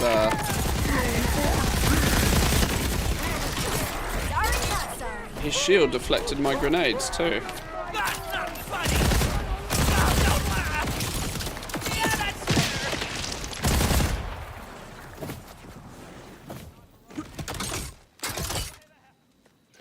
I almost don't bother even paying attention to loot unless it's epic. I know that's a bad way to play the game, but there's no loot filter in this. Meaning, you have to naturally live by your own loot filter rules. And mine are, if it's not epic, I'm not paying attention to. How do we get down here? Oh, I've definitely gone the wrong way. I need to go back over that bridge. I must admit, the more I have played this, the more frustrated I've got with the fact that there is no mini-map. Like, you've got this radar thing in the corner, but you have to switch that on, and it only shows you enemies. It doesn't show you anything else on the map at all. Which is baffling.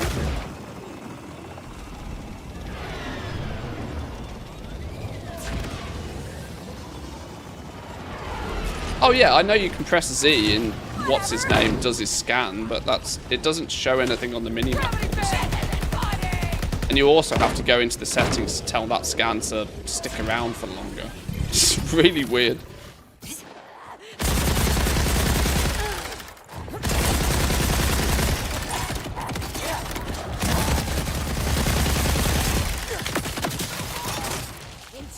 Right, where's the Moxie thing to start the... Oh wait, let's kill some of these.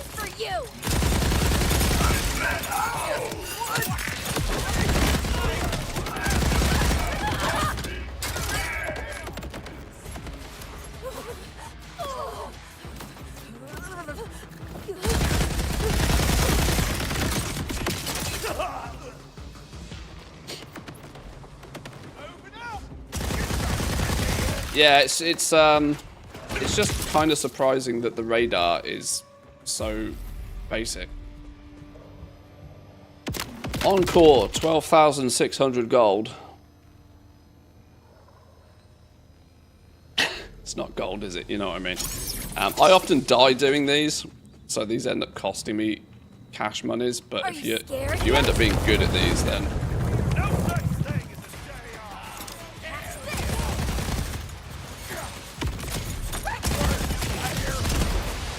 That said, my newly upgraded gear should clean these out pretty well. Right, Trouble's gone over this way. What are you after?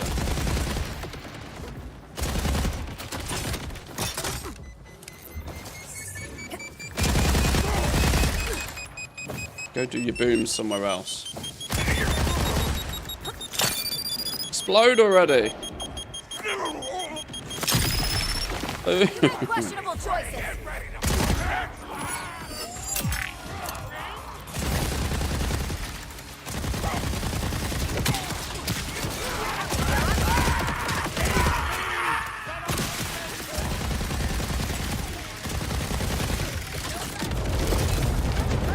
Oh, is that the actual boss? Oh shit, let's get out of the way.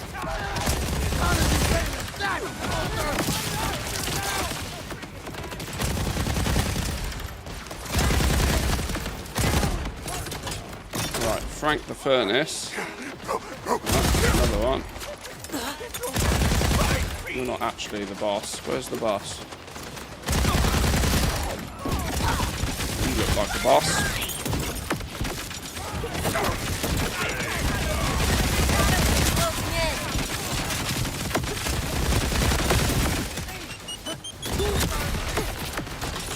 Oh my god, I'm nearly dead.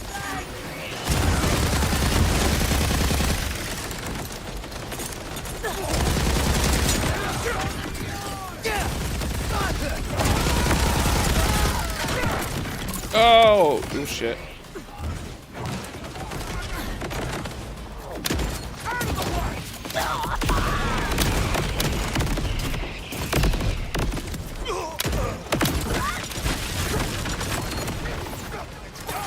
It is definitely chaotic, I'll give you that much. Let's get serious. Shit. See, I told you I'd nearly die with these. Uh-oh. Someone didn't kill me good enough. I've run out of ammo for...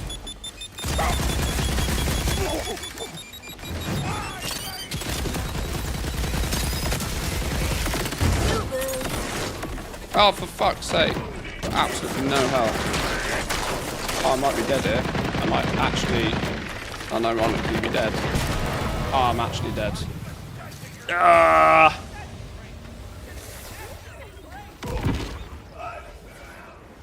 I told you I often die on these.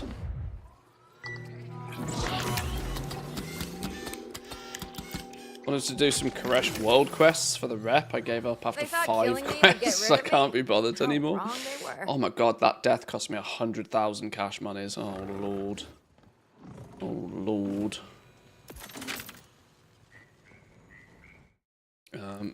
That's an expensive death.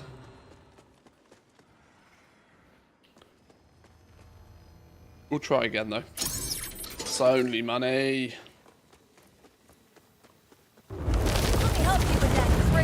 We'll get some gear out of it, hopefully.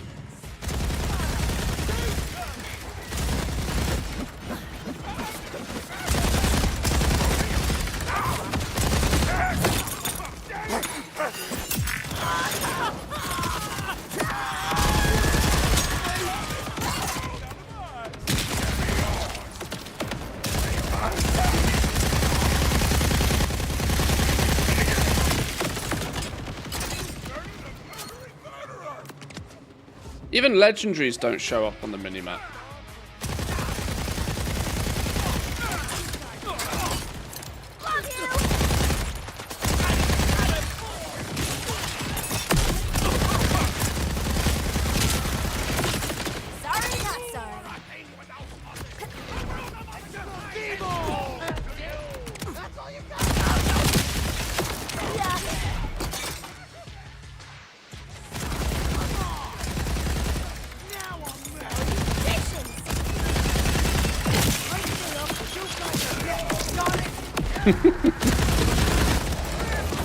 I do love the I love the rockets that spawn out and kill everything else in sight. That's a blast. Right, I've got no shield.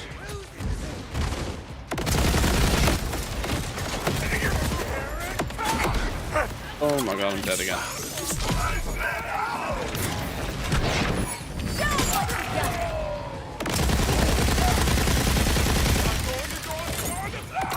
Salutations!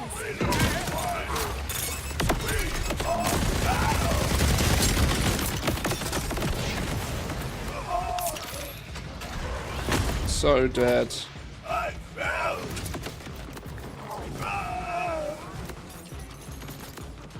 My heal seems to take way too long to come up cooldown.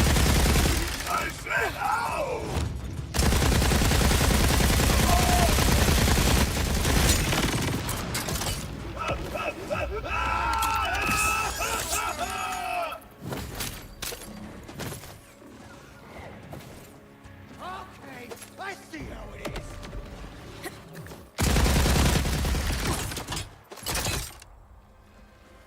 Okay, right. Bosses. Smell your fear from here. Boss time.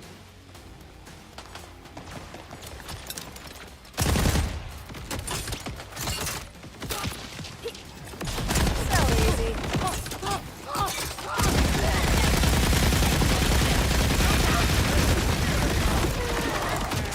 There's my boy.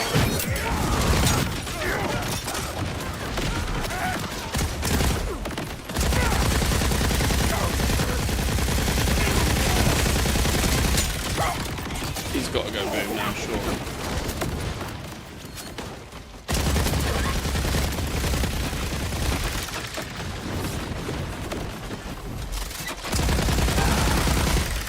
Catch this!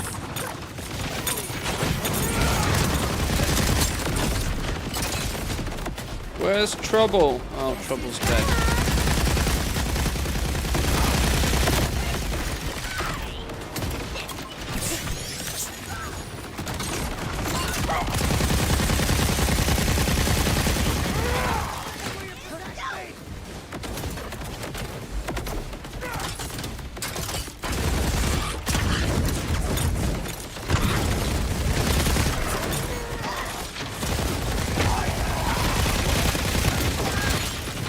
Stop flaming me, you son of a bitch.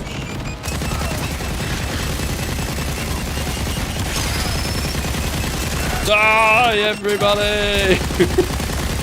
It's so much fun.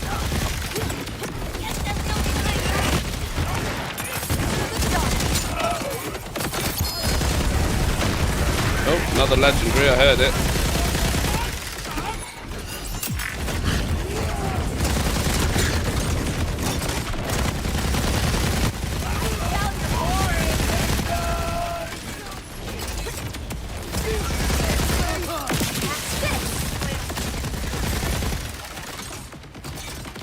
Yeah, right. Clean up time.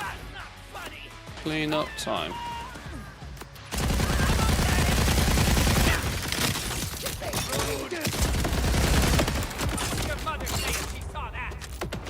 Everybody, one more.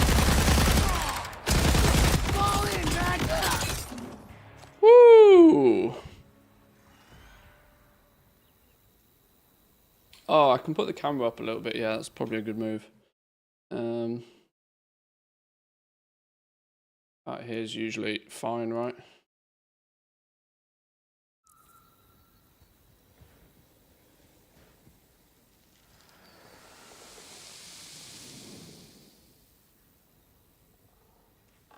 That's not anything it shouldn't do, should it? That'll do. That'll do. Right, where did me legendaries go then? Here's one. What we got? Plasma coil, submachine gun, superheated. What does superheated mean? I guess we'll find out. Take the superheated. There's another legendary around here somewhere. Chuck, assault rifle, pincher. What a tosser! Okay, I don't know what that means. Right, let's grab these. Any more for any more? Right, that's all the legendaries apparently. Epics. Hit the mods. Slutty down bad handle assault rifle. Critical hits, ricochet, Torg.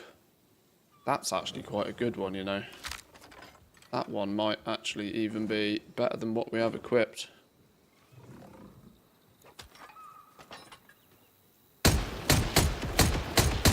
Oh, yeah.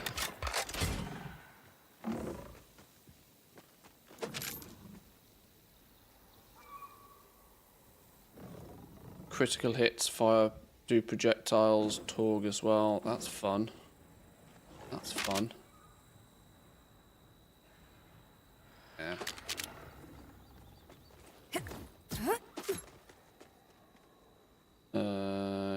Sure.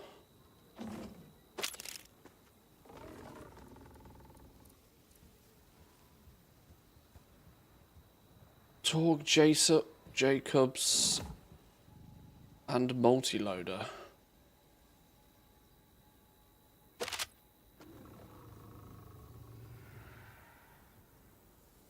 Guns with Tedidor license parts keep 50% of a magazine's ammo on reload. SMG accuracy, shotgun. Interesting. This is why the need for a loot filter, or at least some understanding of what's good and what's not, would go a long way. Let me then see. What did we just pick up? This thing? Plasma coil, superheated. I gotta try this out, haven't we? Let's equip that.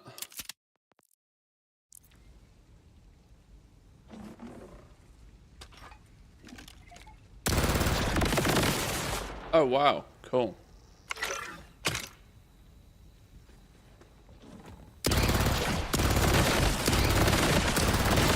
Oh, that's kind of cool.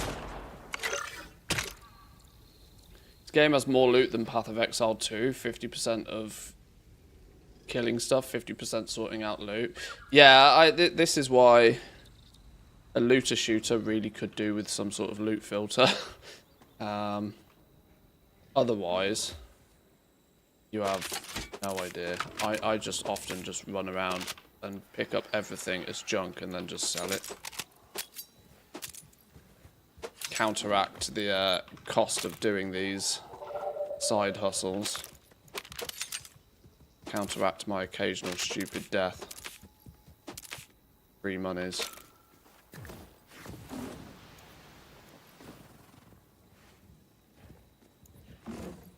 Oh, my inventory's full.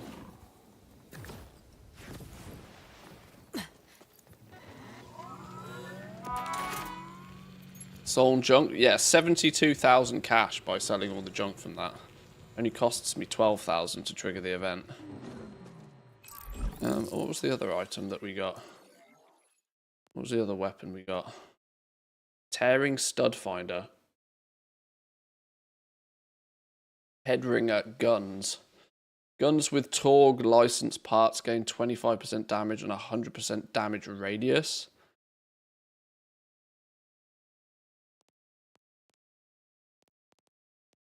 I've got quite a few Torg rated stuff.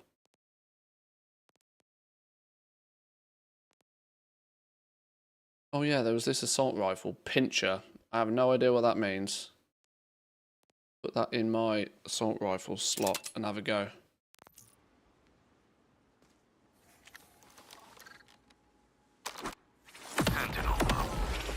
Wait, what?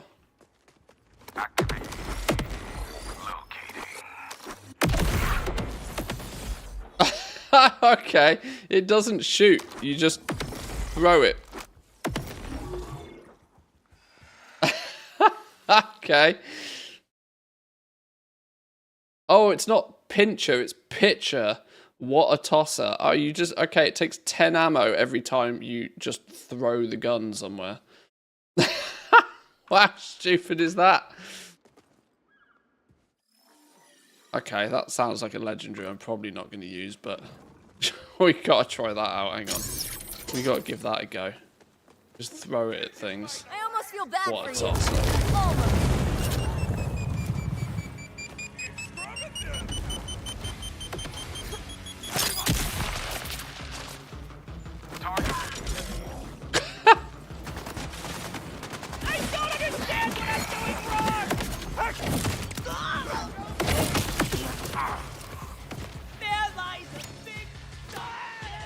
in essence, it's not that far different from like a grenade launcher, is it?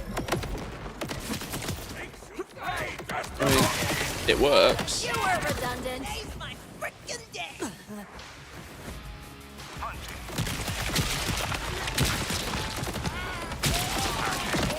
With the combo of these rockets flying out, it actually works quite well.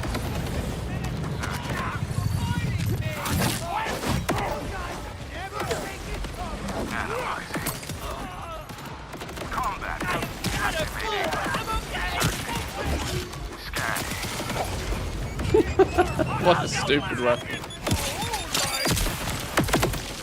Yeah. I genuinely think I probably missed out on some Borderlands games. For you. I didn't realise just how silly they were.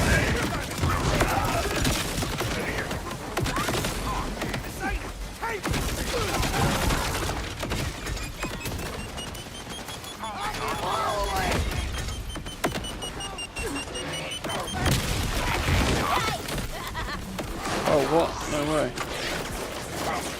What? Kill something. Kill something.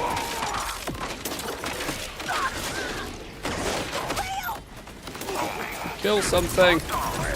Woo!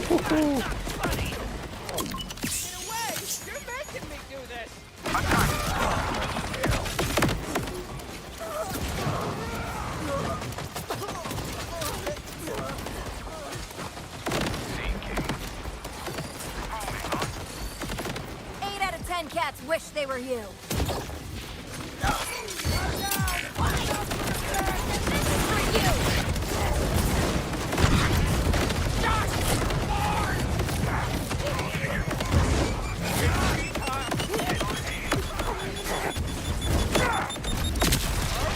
Ah, I'm getting boomed.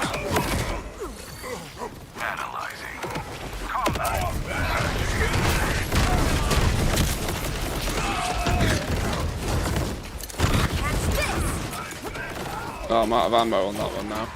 It's not really that surprising, is it? Let's try this one out.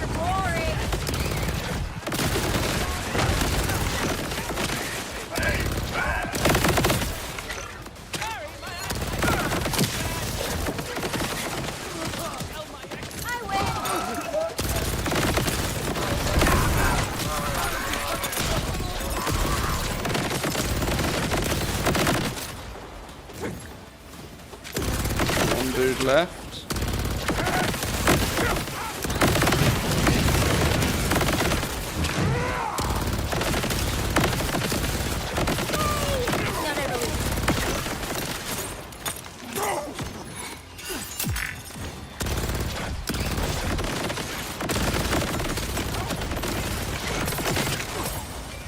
Woo!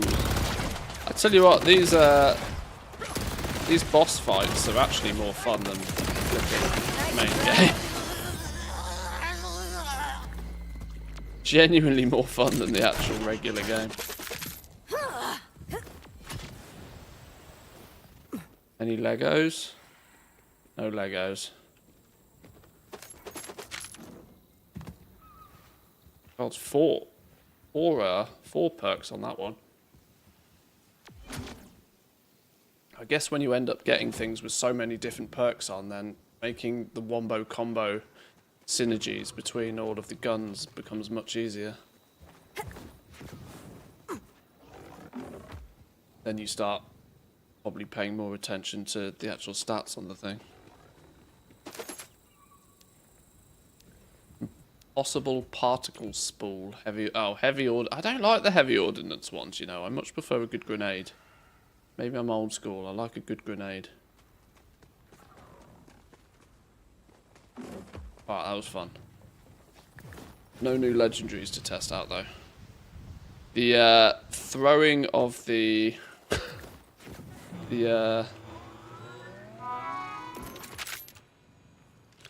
throwing legendary, quite funny. Quite funny. Toss it out, it goes boom. Quite a lot of damage. Rinse the ammo though, super fast. This lead balloon thing is... I found this very difficult to utilize. I quite like this this shock. Quite like the shock SMG. One more, and then I promise we will This'll actually be go do easy. some more regular stuff in the game. Happy to be here, bastards.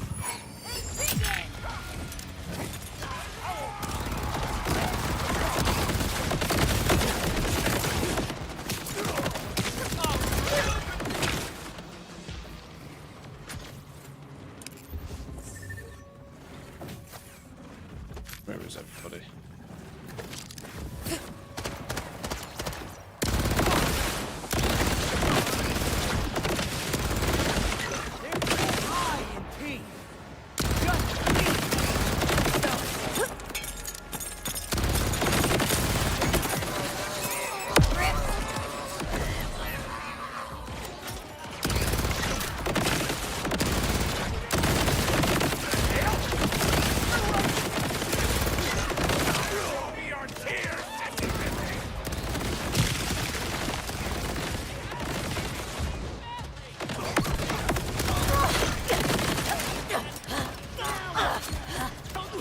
I almost need to pay more attention to killing the ads than I do the main bosses, actually.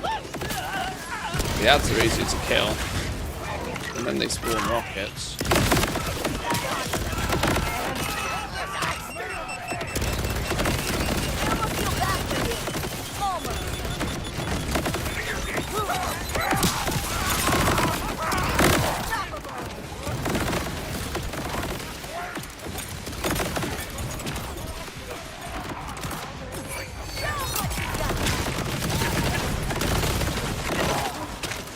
Bosses are up.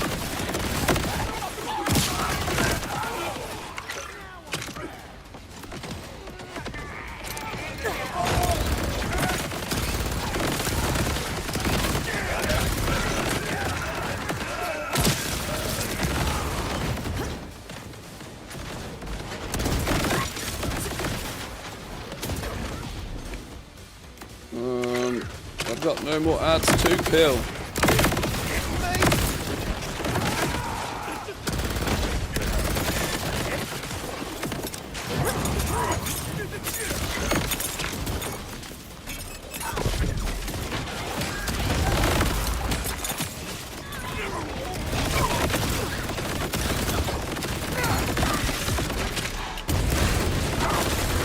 Oh no, you killed Trouble.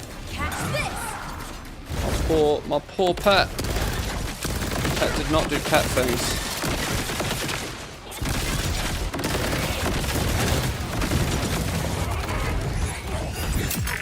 Now Pet can do pet things. Holy shit. Oh, Cockosaurus.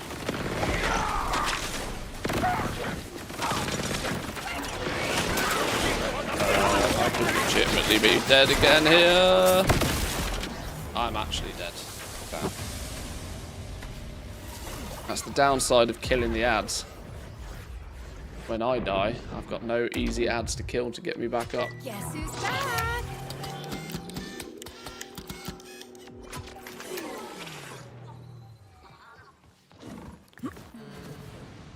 Okay, well let's grab any loot from that then, and maybe actually go do some of the storyline. We are still only like level 20.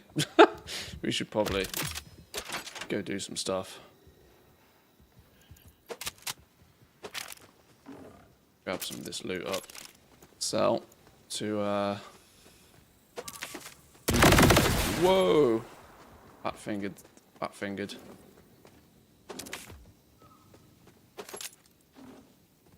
Vampiric Runus Reaver Grenade. Cryo. Lingers for 50% more. Lifesteal. Ripper Teleports. These are all interesting modifiers. Yet to find a real good super duper mega synergy build that I think is just broken. Different class. The ordnance. Shotgun. Standard shotgun.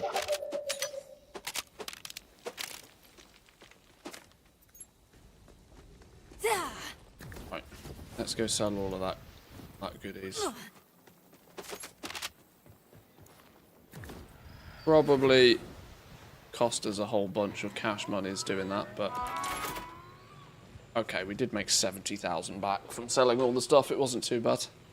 Fill art stuff. Right. I've decided that the Chuck assault rifle, whilst funny, is probably not what I want to use on the day-to-day. Have I got some in that... I got an assault rifle that's a little bit more fun. That one's not bad. Jacobs, Torg.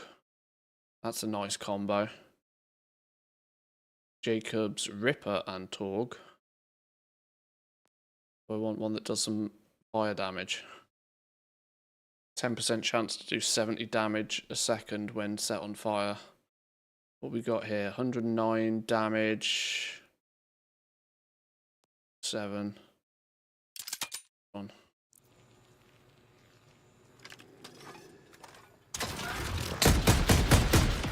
Yeah, that would be good for doing some basic questing. Right, map. I should probably do some of the campaign, to be honest. It's clear that I'm slacking in that department.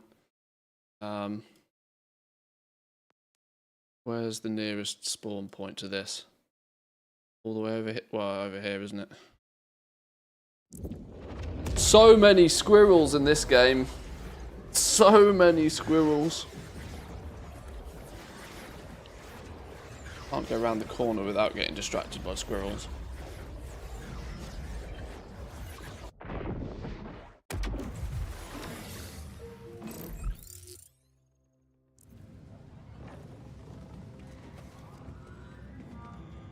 No, how do we get out of here?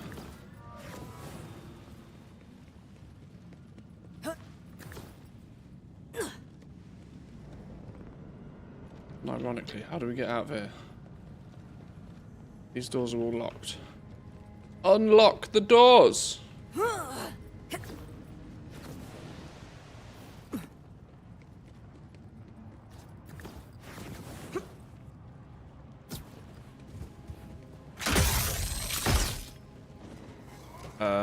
Hello?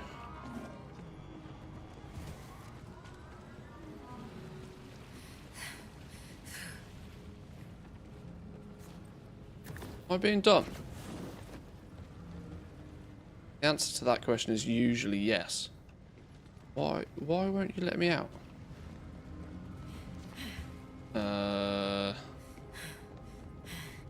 This is why mini-maps are useful in video games.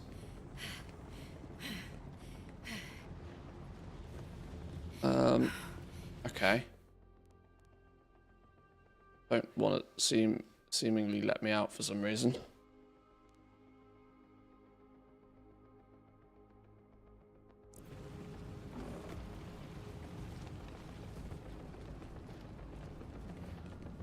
God, I love looking stupid while streaming.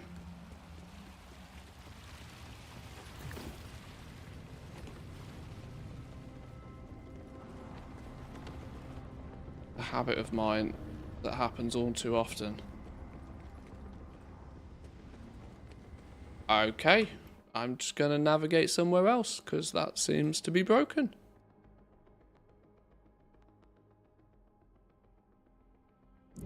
We will go here instead.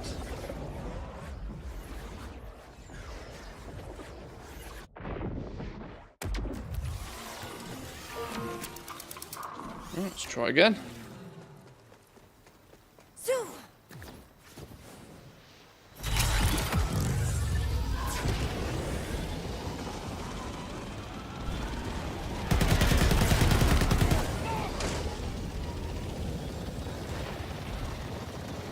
Right, off we go.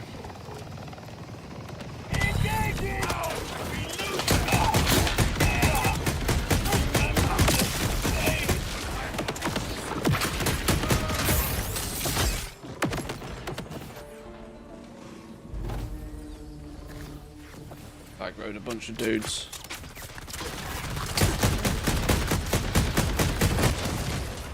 You lose.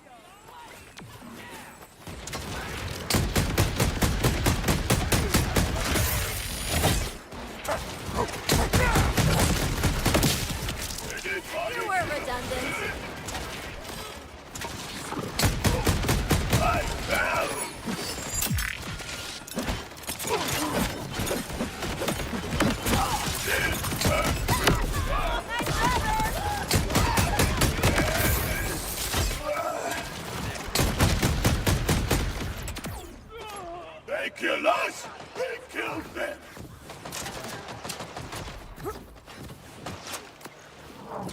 Get down or don't! Yeah, that thing does far more damage.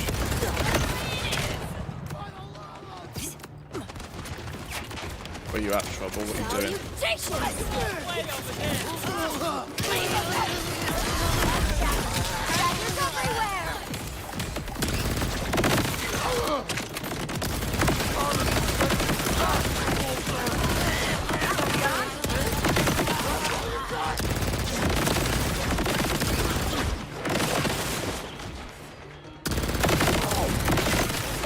Oh, you don't want to die, do you?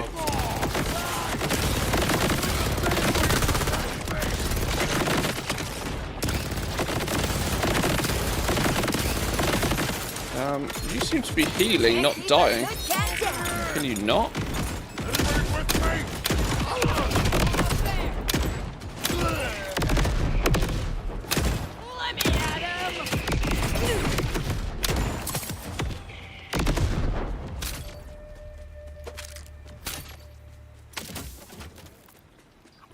Okay, cleared.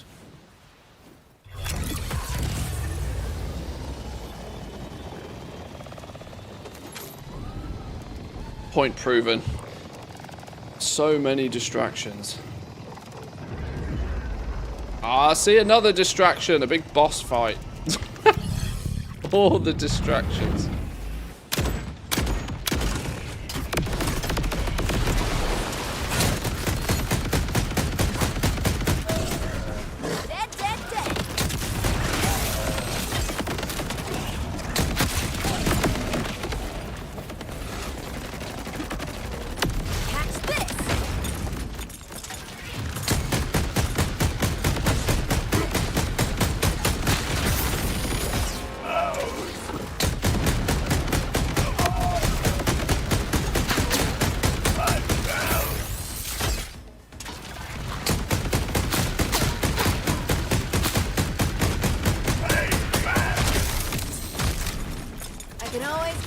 Grenades in there, get Trouble on the go. Down he goes.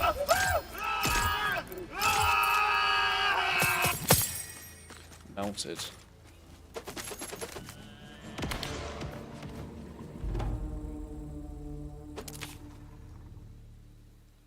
Ooh, Siren class mod.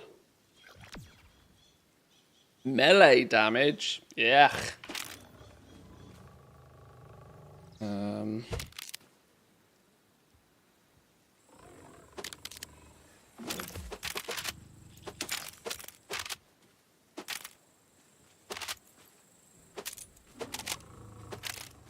That'll do. Right, where were we actually going? Once again, more distractions.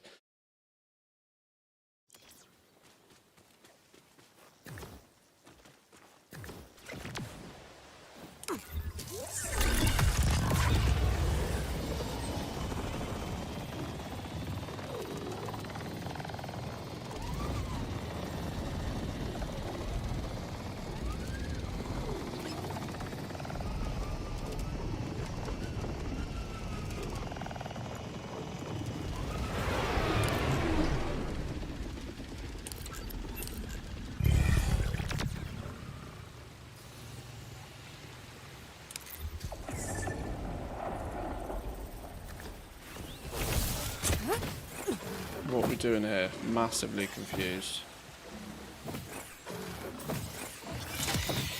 Bubble's trying to pew pew things. Why are we here?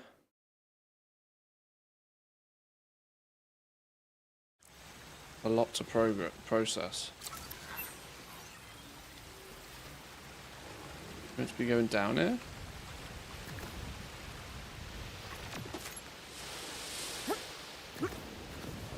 I bet we weren't meant to be going down there, were we? Was it up here? Ah, in the cave! Now we're cooking.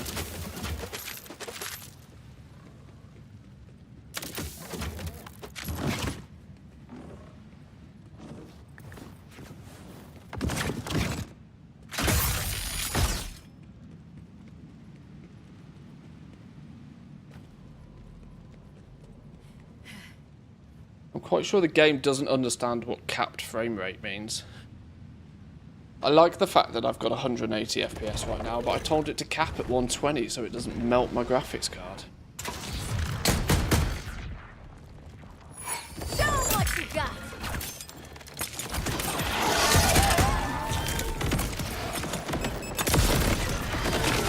That's freaking it. Ah, you're here. I hope the entrance wasn't too obvious. I'd prefer to have this lab stay hidden. Keep going. I've deactivated any traps and the more intrusive scans. Oh, Jesus. Piss off! I do love the humour in this game. I wish somebody had made it more apparent to me that Borderlands games were a barrel of laughs. I feel as if I've missed out on a generation of fun games. This is the World of Warcraft effect again.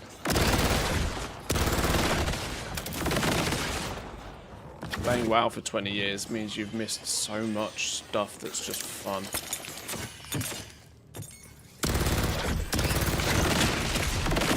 Never gets old.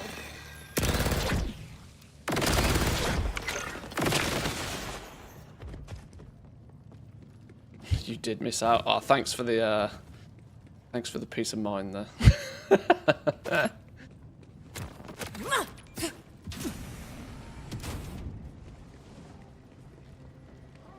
Aha.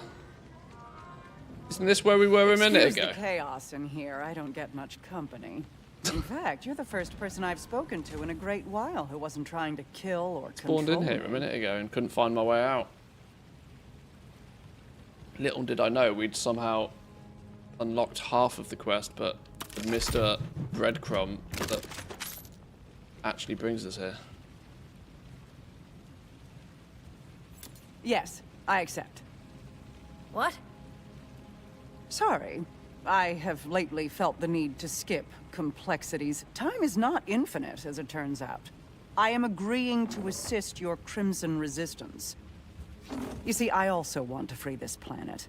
The Timekeeper's control is not absolute, but it can only be broken when strength and willpower combine. Neither of us will succeed Even on the our side own. quests are worth doing in I previous can be the games. brains to your... I'm trying to do as brawn. many of the side quests as I can in Oh, hell this, yeah. I hate thinking. This is ideal for me. whilst working through the campaign.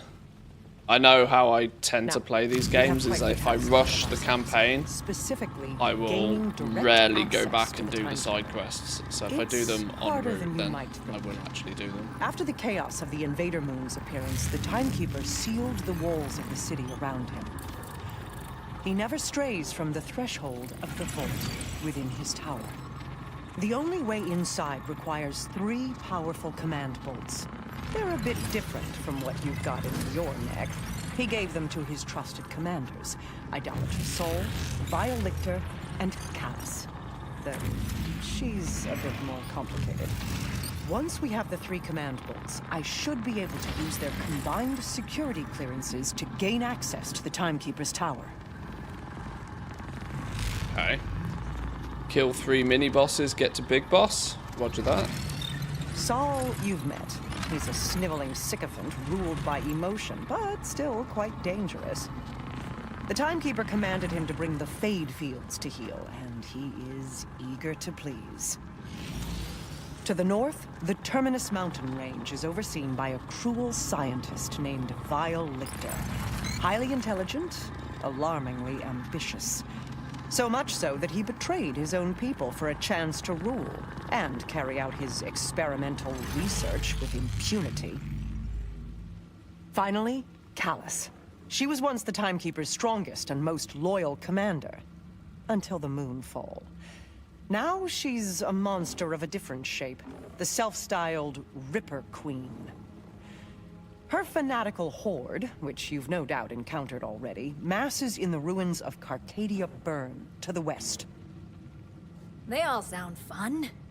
We'll need Delightful. all 3 command bolts before facing the Timekeeper. You can tackle each one at your pleasure. I've uploaded your Echo 4 with backdoor security codes, which should get you through any order checkpoints. Always out of the Fade secure your Fields. back door. Kairos lies open to Lesson you. learned.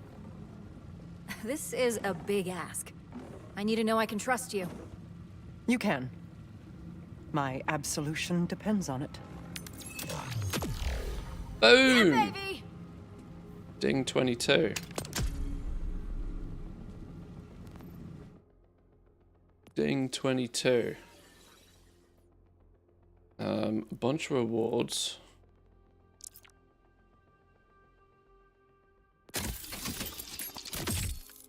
What do we get? Tempting crank shotgun. Torque shotgun. Love a good torque shotgun because I've got the I've got this thing. No, that's not the one. I've got... Oh, shit. I did have it. Oh, now I don't. Flipping doodah.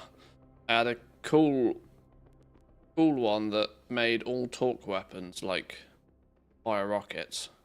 Shit, I've accidentally deleted it. Oh well, I did have a cool thing.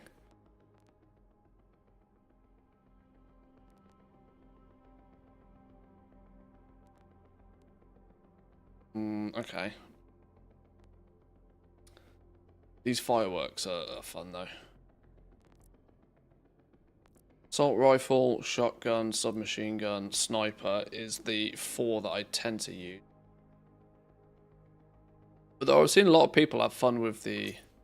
have a bunch of fun with the pistols in this game. We should have a skill point, right? We do have a skill point. Where do we want to put this one? Let's have a little looky. Vexina minions deal increased critical hit damage to enemies that have less than 66% health. 8% bonus damage. Gain increased damage dealt, but Vex also gains increased damage taken for a duration. Flipping hell, I feel squishy as it is already, so maybe not. When Vex or the minions critically hit, there is a chance to restore the action skill cooldown. Action skill cooldown restoration chance of 5%. The amount restored 4 seconds with a 2-second cooldown. So you can only ever really halve the cooldown, can't you? I think I just want more crit. More crit damage. Do more damage to things with less health. Most of my other ones have been increasing crit chance. Increasing crit damage. Increasing crit chance. And then just bonus damage. I need to maybe reconsider these, but yeah. Okay, let's go just more crit damage. Crits for days!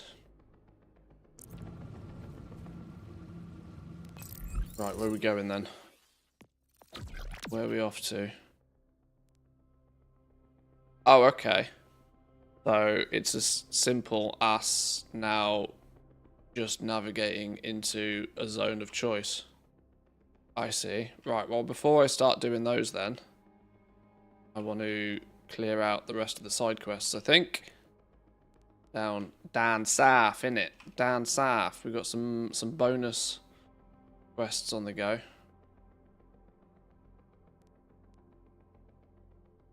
Is there a way to tell what the difference is between a regular side quest and like a daily quest? They have a different icon or something. I learned this by now.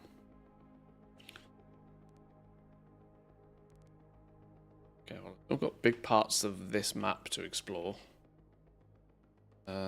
Do we continue exploring?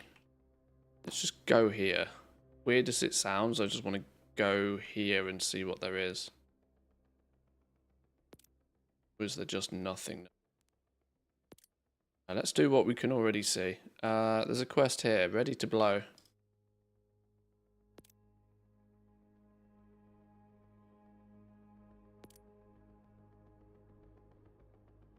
Crack that one.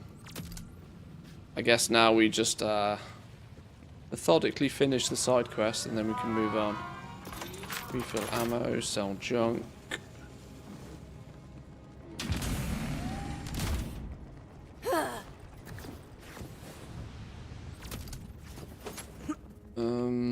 Which is the way out? Oh shit, not that way. Oh god, I'm dead. Oh, that was the most ridiculous thing I've ever done. Literally the most ridiculous thing I've ever done. How much did that stupidity cost me? Yo, 104,000 cash monies. Let's not do that again.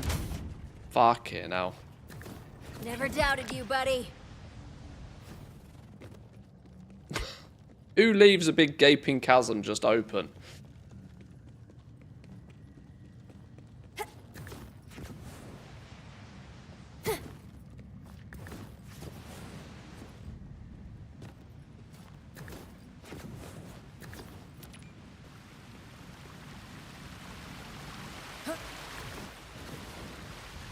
Right, okay, how do we get back up there then? That's the question.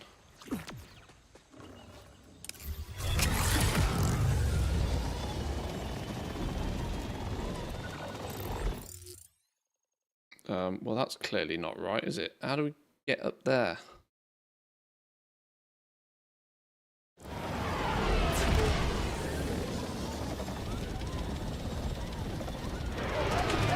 Whatever.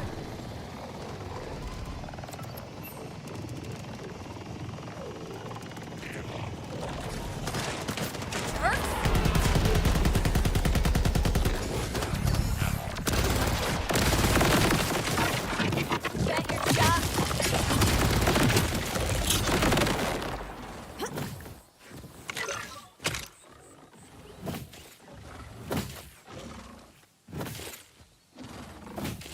You shooting at people 10,000 miles away? Morganite freak. Let's ignore that then.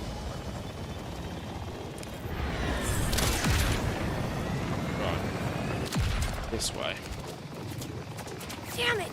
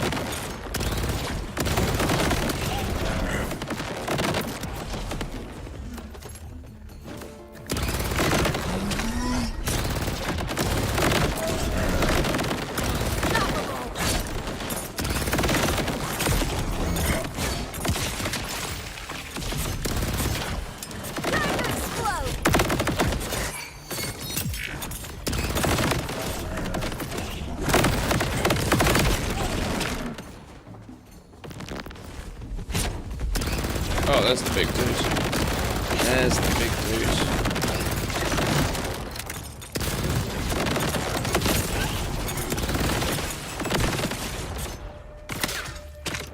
Nice. Still being pewed by something somewhere. Those fellas.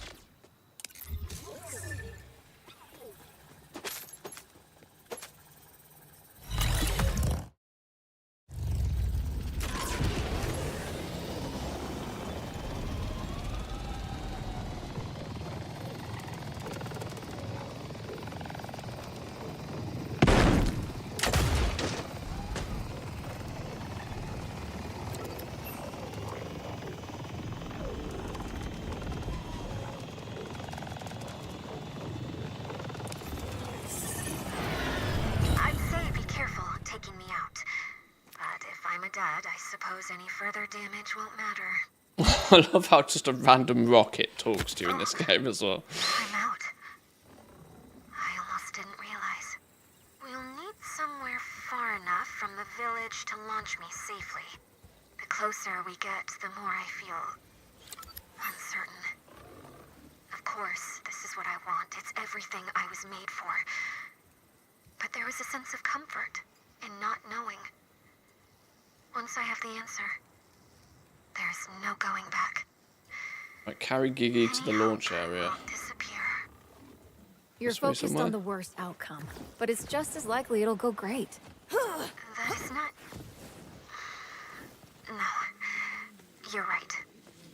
It's just... I thought I would be happy. knowing I will learn the truth about myself. You're nervous, or scared, or excited. Probably a bit of all three. For me, that's pretty normal. But I'm not you. How do we get up Even here? like you. I was built to do one thing. That's it. Well, clearly those villagers had an effect on you. You've got more heart than you think. Then I will do this. For the man who told me of his loss. For the couple who spoke of their forbidden love. For the children who played at my side. For all those who would give anything to be so close Oh, to their new goal. silo.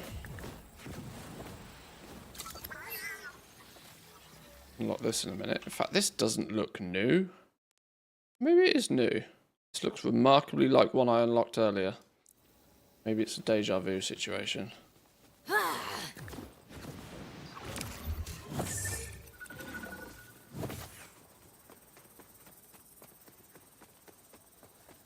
Way somehow.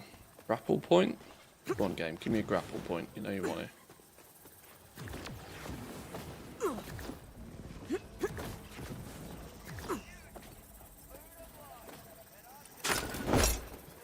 Oh, we're here already.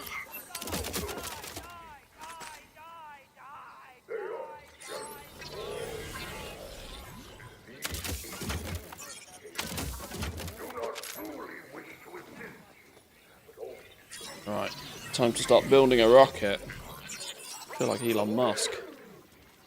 Send it into outer space.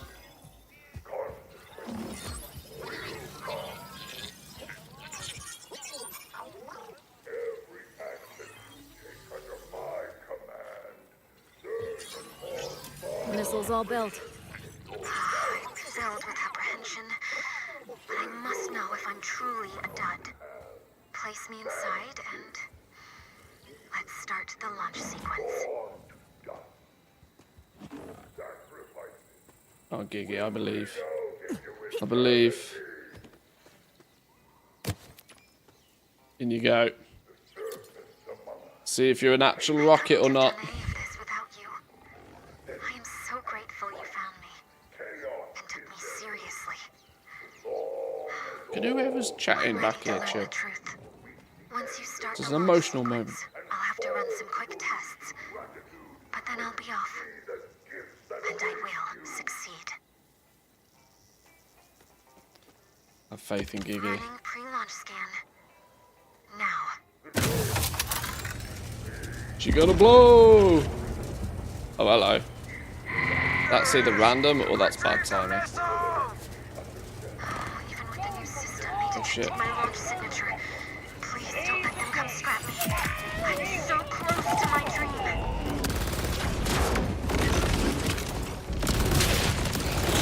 Like you had it.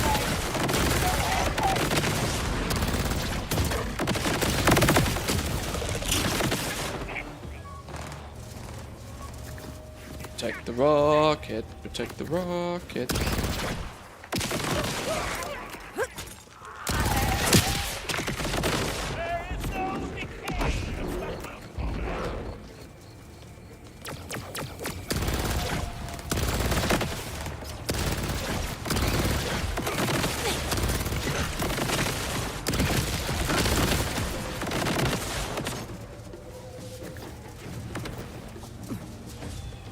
Explosives more. armed. I won't fail again.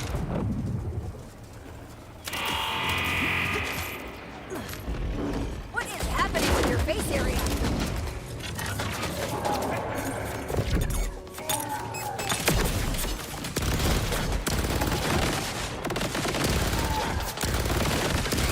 My activity is unchanged.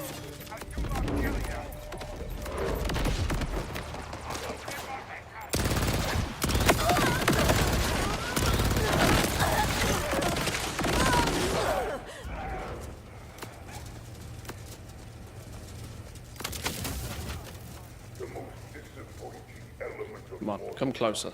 Come closer.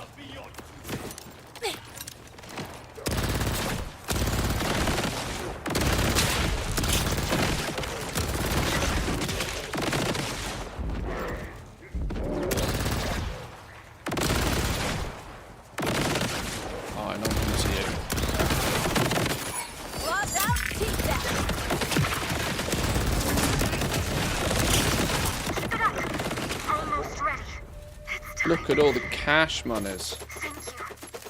Whatever happens, I hope you get your chance to light up the sky.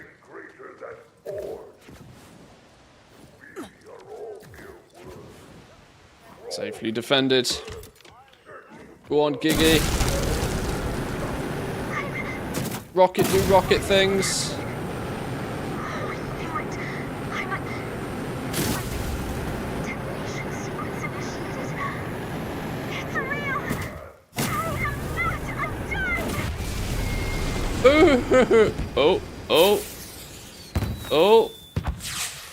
Oh. Thinking about. Oh dear. Oh dear. They had it in them the entire time. Hell yeah, you'll love to see it.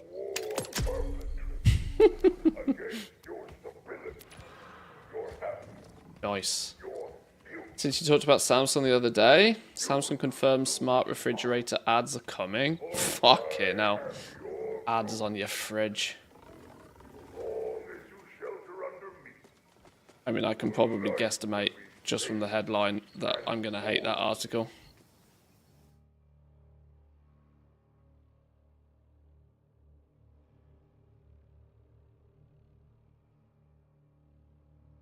Samsung confirms its $1,800 plus fridges will start showing you ads. Ads will be displayed on your Samsung smart fridge when the cover screen is idle on certain themes. Fuck me. Oh my god. Update ads, promotions, and advertisements to the refrigerator's display when it's idle.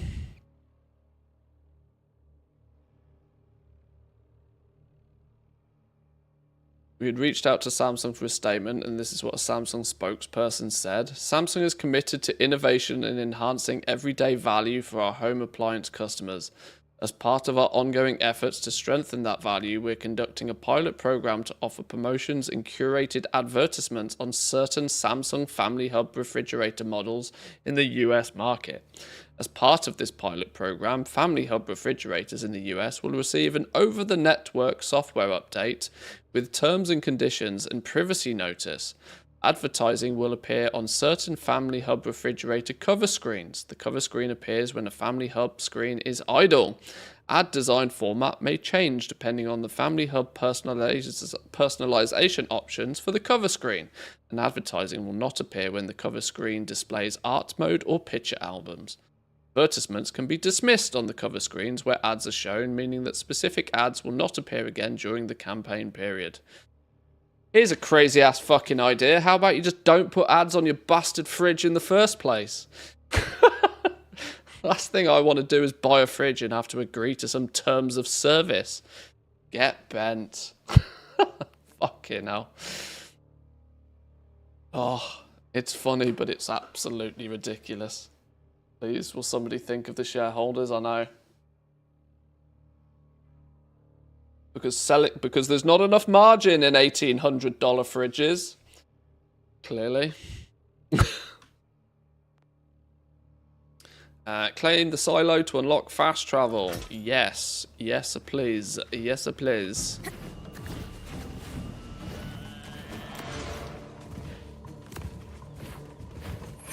Show 'em you mean it!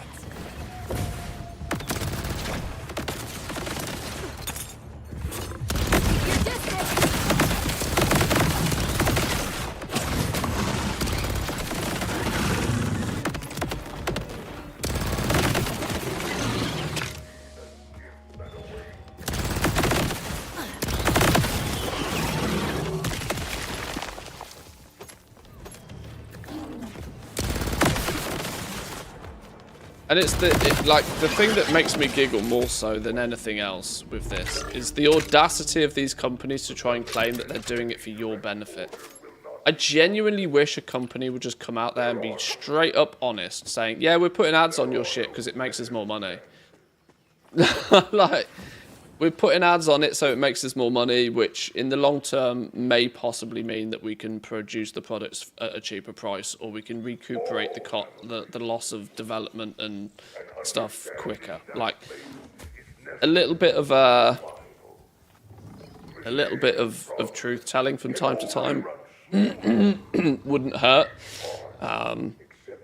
Madness. Absolute madness. We're committed to provide, you know, bringing the best in-home value to our customers. No, you're not. No, you're not. You're not committed to anything of that nature. It's so obviously bullshit. Right, how do we get up in here then? Let's see if we can figure out how we get behind here to unlock this fast travel point. Clearly this is the eventual way in, but how do we get in to begin with? I should probably follow the path that it's telling me to do, shouldn't I? That's probably a good start.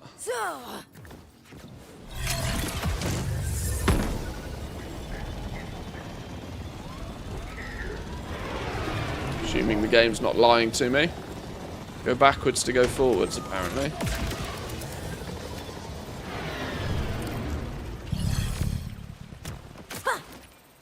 Oh, okay, we might need a bit of distance on that.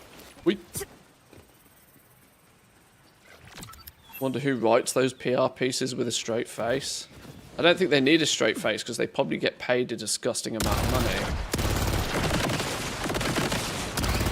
You'd be amazed how straight people's faces don't need to be when they're being paid an astronomical fee.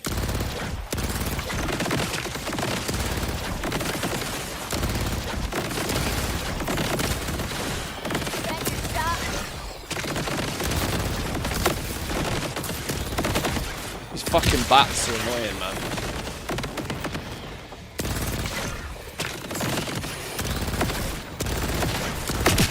Never hit the damn things.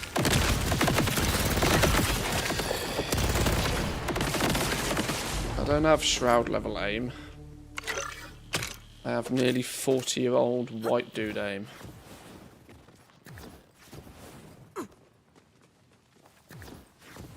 Saw an article today in China for the paper towel dispenser. In order for you to get the paper you need to watch an ad. That's probably like in a public bathroom or something, isn't it?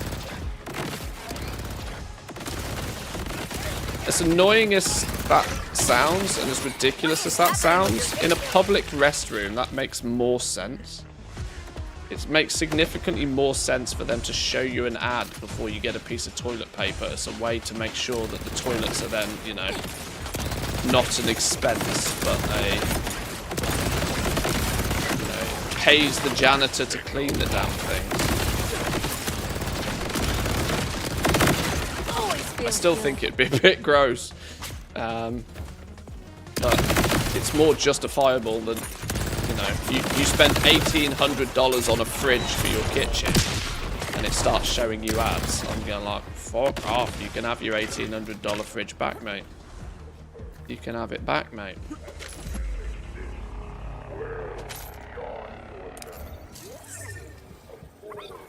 VW to introduce monthly subscriptions to increase cars' power. Oh, where do you guys find these articles? You're just trying to trigger me now at this point. The world's gone batshit crazy.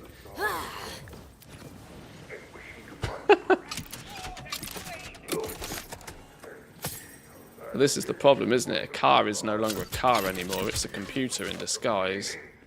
This is one of the only negative things I see about car technology these days. Pushing for electric seems sensible. It seems the right direction. Because there is multiple different ways to generate electricity. There's only so much fossil fuels you can burn, so the combustion engine I think has its limitations.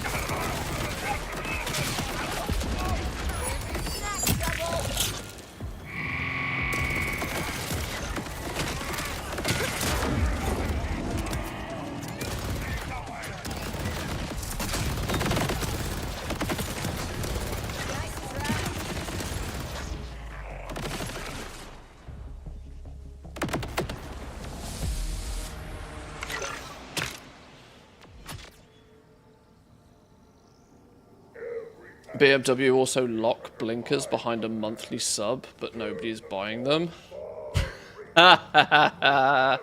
I see what you did there.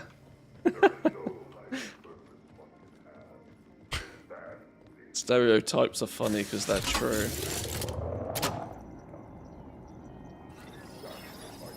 That's like an Onion article, that is.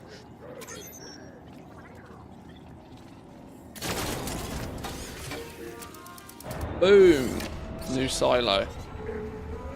If you've got skin, I'll help you save it. Oh, you'll be back real soon, I'm sure. You're charmed, I'm sure.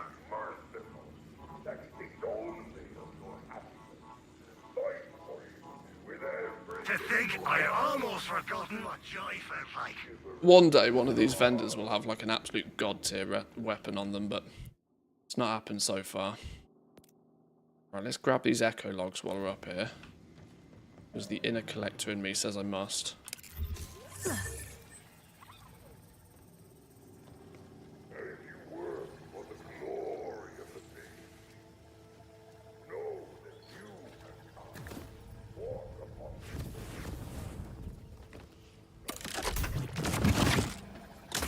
There's a table.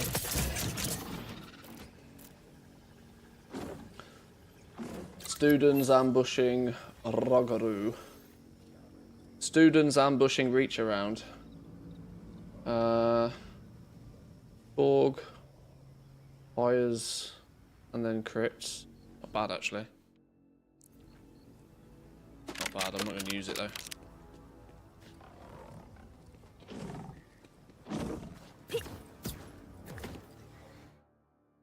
Where's the flipping? Gonna be in the building or something here, isn't it? It's Oh, should we not have access to this now? I thought that was the point of unlocking this place. Guess it's not. Alright, whatever. Sorry, collectibles, I tried. That propaganda... Oh, okay, that's also annoying that over there. There's a vault fragment hidden somewhere in this area. Well, that seems like an obligatory... Well, it's literally here, it says on my map. Genuinely don't understand some of the mini-map things on this sometimes.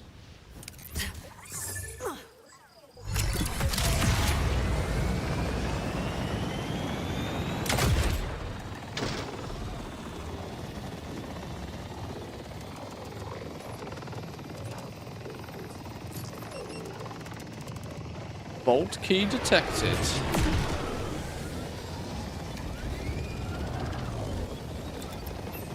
I like the little hot and colder style thing for hunting stuff down. To be fair, like I know I'm memeing on there being a no mini-map, but it is actually a little bit refreshing for a game to not just tell you where everything is.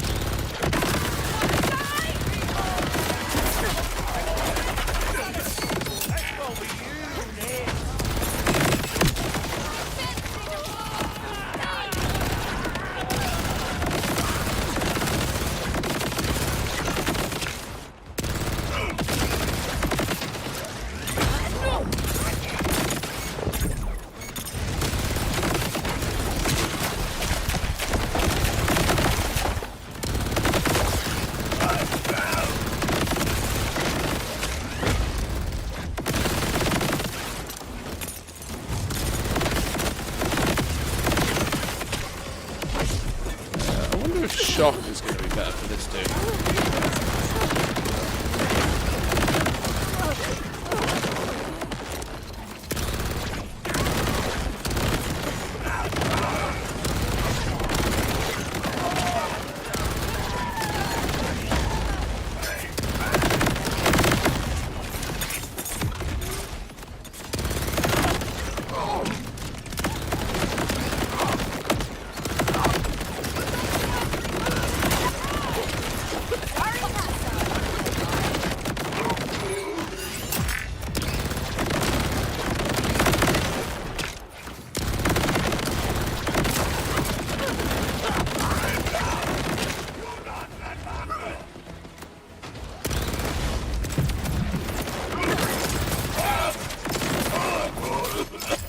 Legendaries!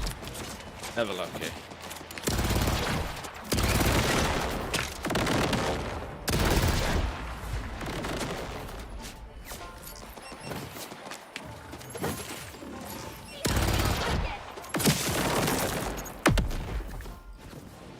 One more fella over here somewhere. Where are you at?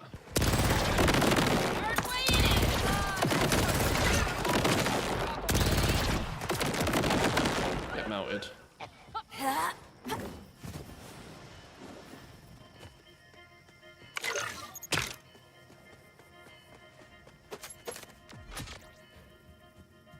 Throne floor model omnivore.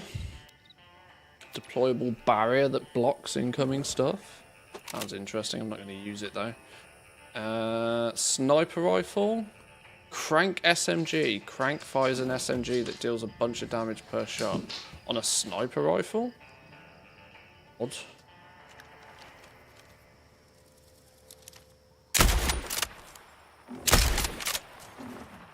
We try it.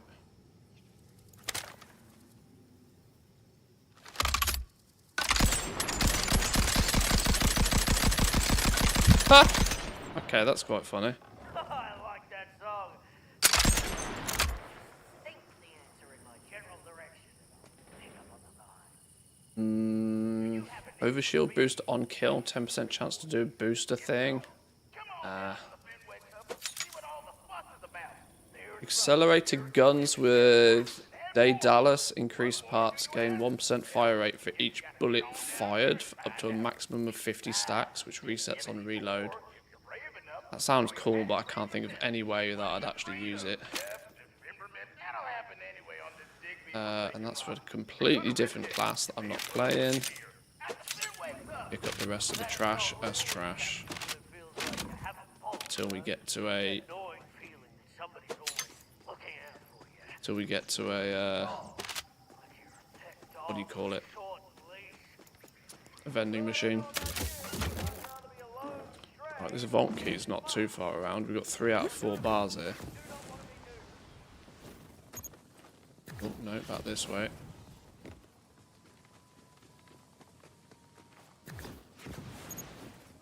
Three out of 4.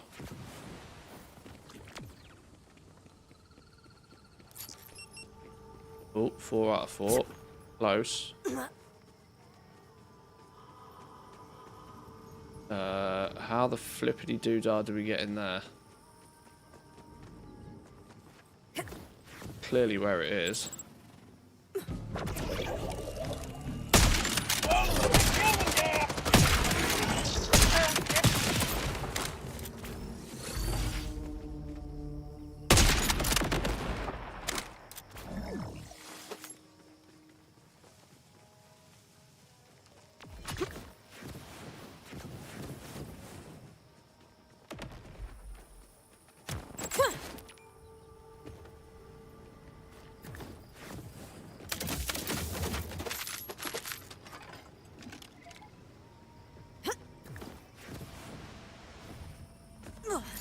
Oh, hello.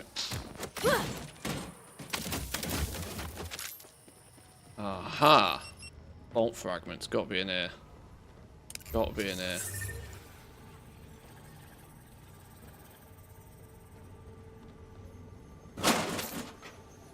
Is it this thing? Apparently not. Oh. This shiny thing. Now then, Kairos, Yoink. show me a vault. Nice.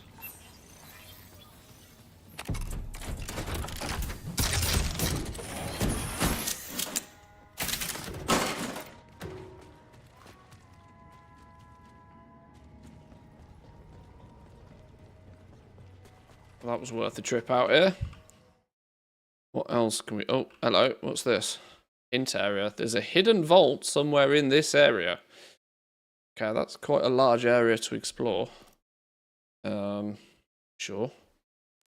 Is that what we're trying to do now? Are we trying to sniff out vault keys to unlock vaults or something? There's a fortress here that I've not been able to get in. There's also... Where was it? It was somewhere over here. There was something I couldn't get access to. Yeah, this auger mine from way back in the very first zone, I still didn't figure out how the hell we get in there. Alright, well, I guess we're trying to find a vault key somewhere here.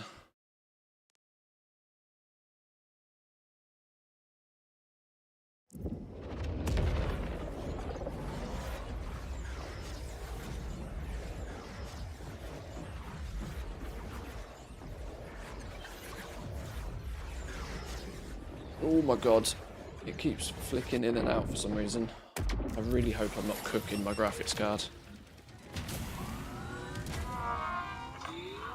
Ah, a fellow aficionado of the scavenging arts, I see. Vault door detected. Alright, let's find it then. Let's not make the same stupid mistake I did last time and fly down a flipping ravine.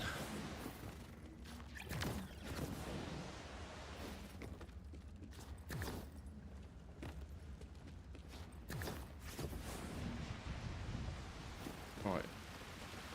2 out of 4 bars.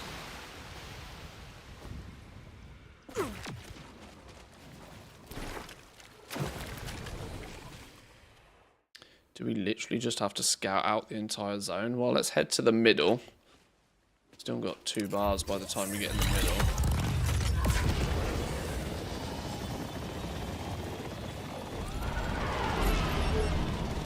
Oh, what's going on here? Squirrel! What's this? Oh, carry it? Carry it to where? All the way up there somehow.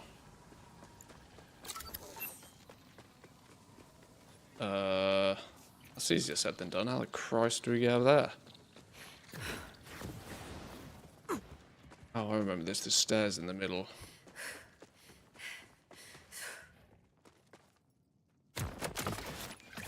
I do a bunch of murdering and stuff.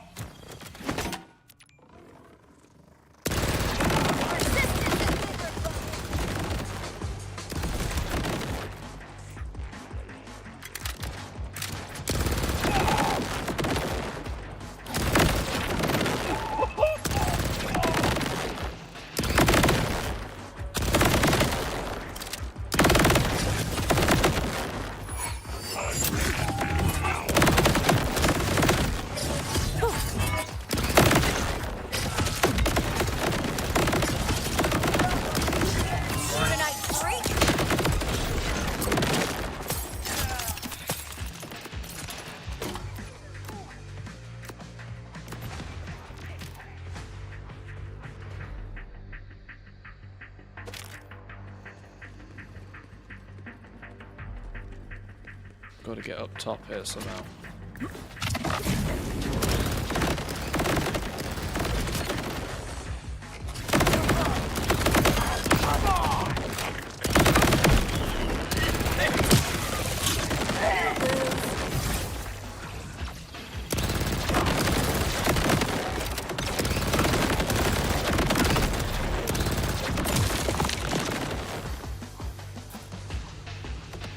Can we climb with ladders whilst holding something? I remember we couldn't last time, so how the hell do we get up there otherwise? Yeah. Can't take the lift. We can take the lift, how the Christ do we get up there? How do you get up there? In any case.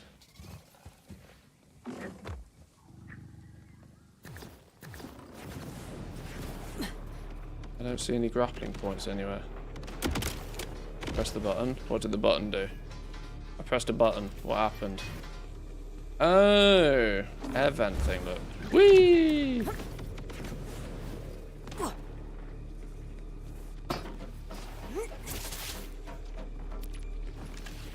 Yeah, give me a... Deposited. Why am I on fire? Yeah, itty bitty kitty committee.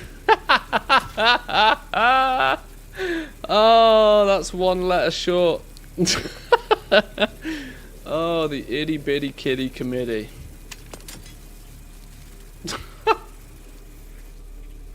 I love games that have a sense of humour.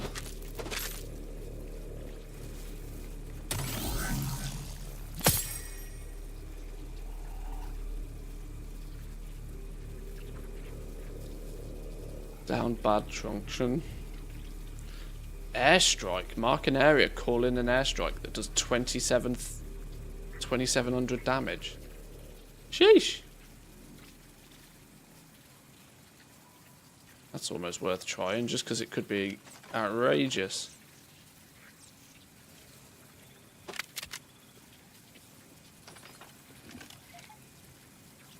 Right, we're still hunting this vault door somewhere, though.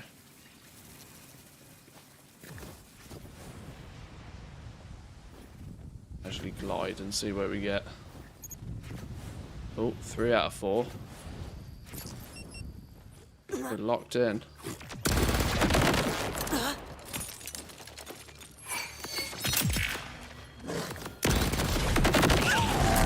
Devastating, isn't it?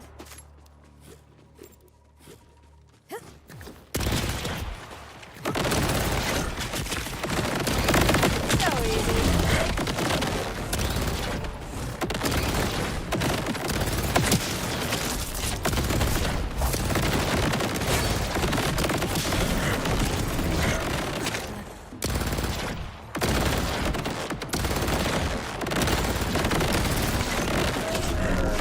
You lose.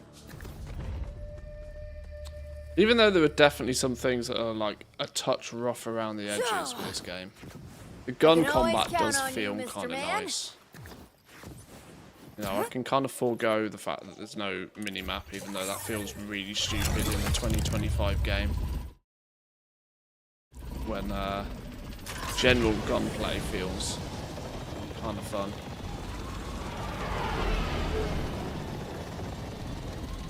In a game that's, let's not mock about, is kind of all about the guns, right? That's the middle of the map.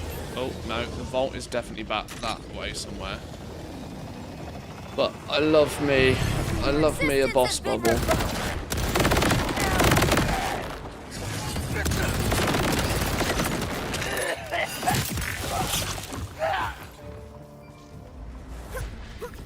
Something incredibly fun about a boss bubble.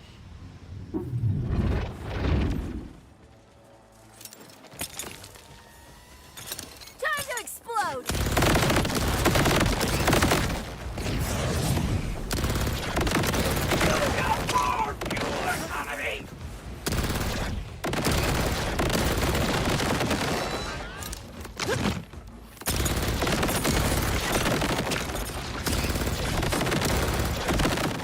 Away from the edge of the bubble. It resets if you're too close to the edge of the bubble.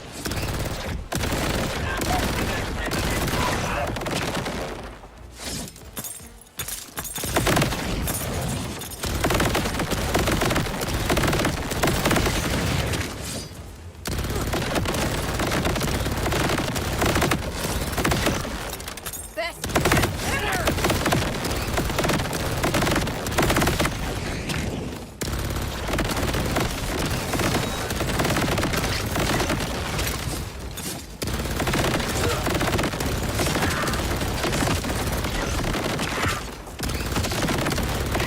Wait, did he recover like all his health? What the hell happened there? Get him, boy.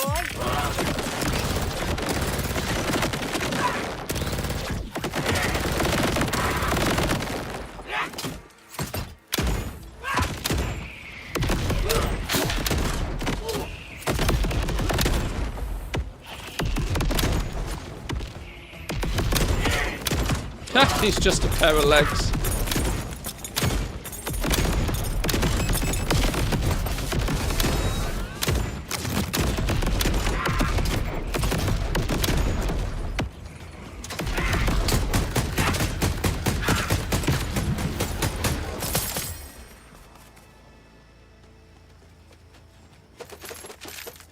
Loads of guns.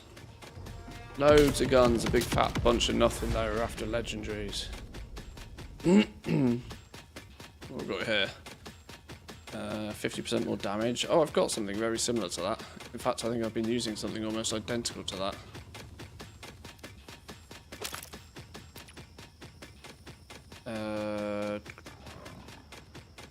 Torque grenades explode when impacting. Splat. Augmented supermassive throwing knife.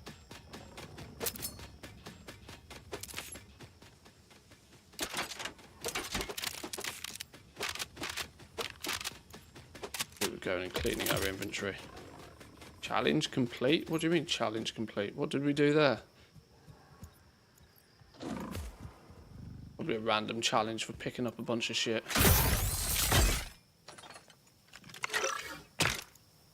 We are miles off this vault door though, aren't we?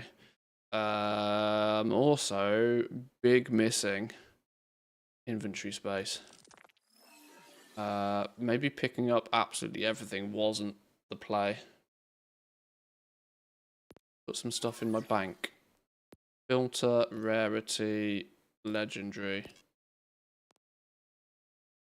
Only based upon the fact that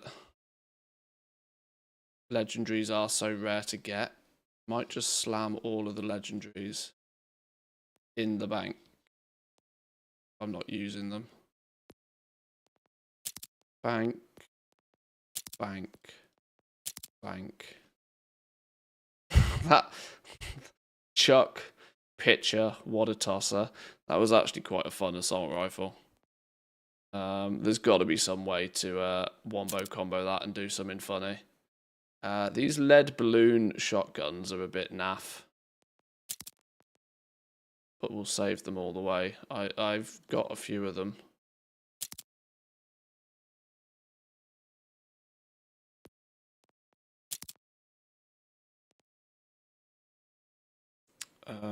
Oh. I got 2 of those. Got 1 firework. We got 2 different firework options. I didn't realise I had 2 of these. On kill spawn missiles. That's just what bundle does. Bladed. On armor segment filled grants 13% gun damage. On armor segment break launches 3 missiles. When equipped, grants 15% chance to absorb bullets, adding them to your ammo count. 1 armor break launches 3 missiles.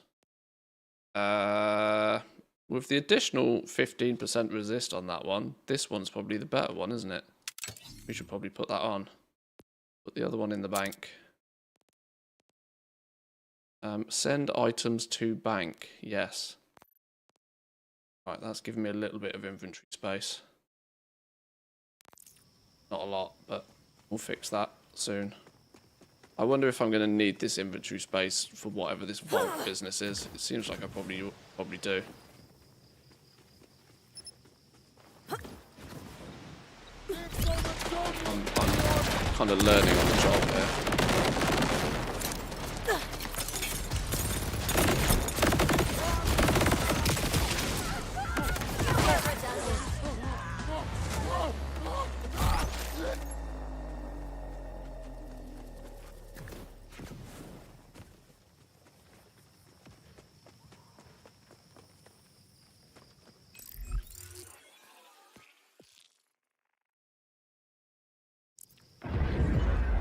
Another boss bubble.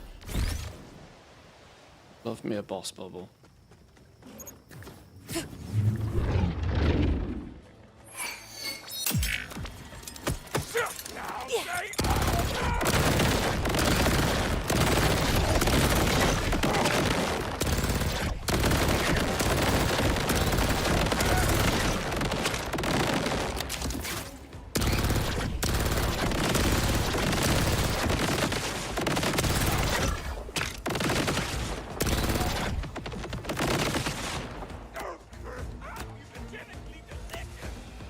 Come back.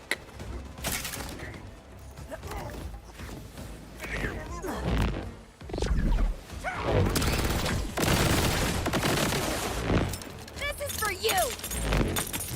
Oh. Me flipping... Trouble, come back here. I need to recall the pet so the boss comes back in the bubble. Do I just let Trouble die? That seems really mean, but it might be the only way to get the boss back in the bubble. Because if I leave the bubble, the boss resets. I don't really want to do.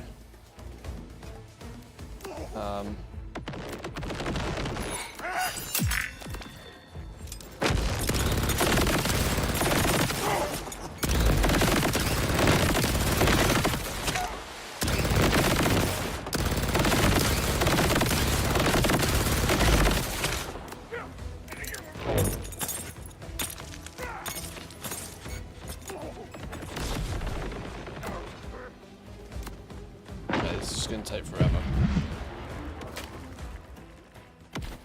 Oh, the whole bubble disappeared. Oh, not only did it...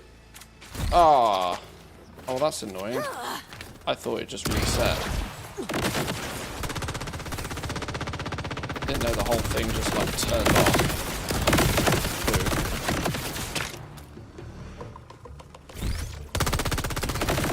Off with the earth, stupid. Good lighting, nice. Right, what's the odds that this vault thing is like right on top of that rock?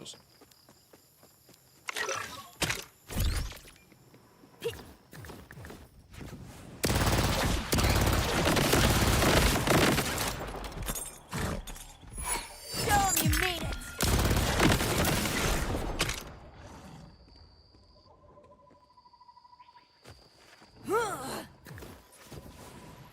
3 or 4.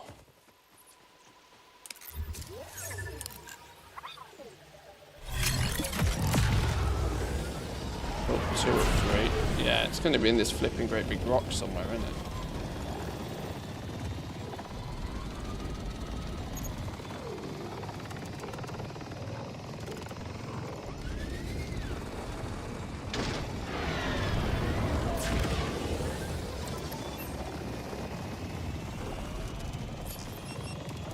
No. I'm further away from it now.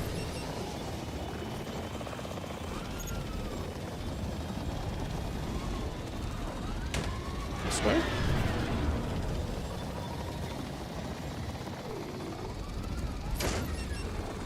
Oh, that's further away as well. Yeah, we've got to get up there somehow. Up on there is where I need to get to by the looks of things.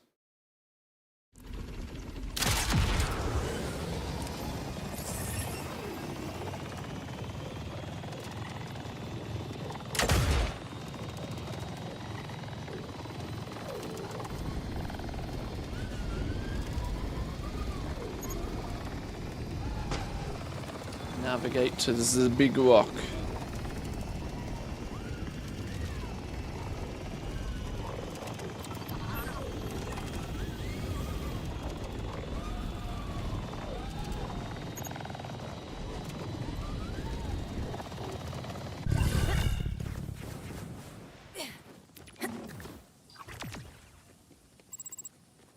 Oh, 4 of 4. Right on it. It's going to be in the cave, isn't it? Fuck off, bats!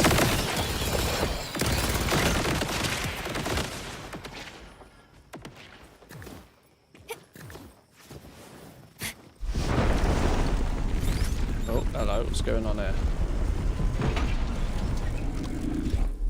Vault door found. Hello. Right, I have not done this before. Let's see what happens here, shall we?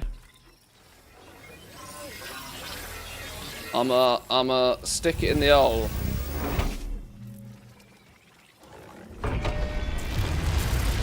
What could possibly go wrong?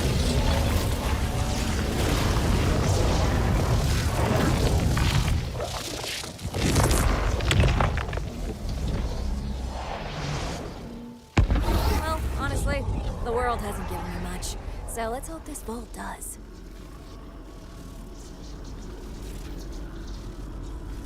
Vault of Inceptus. Okay. Christ is this? Baby, I missed you.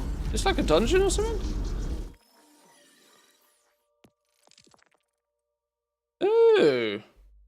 Okay. Now I'm intrigued.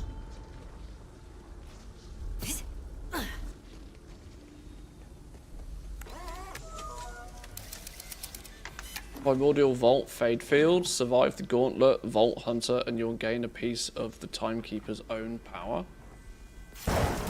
Go. So, another hunter seeks the power of the vaults. This shall suffice, if you're so eager for the end. Oh, shit. We got yeeted. Okay, nice. Your existence is tedious.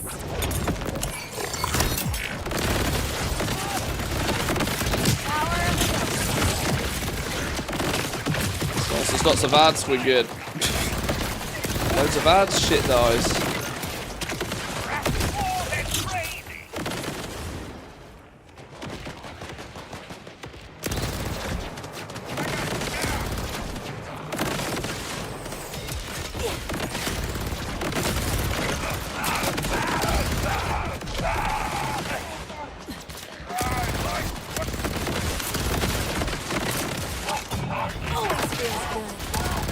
Coming soon, fight for your life. Hey, hey, that's just mean.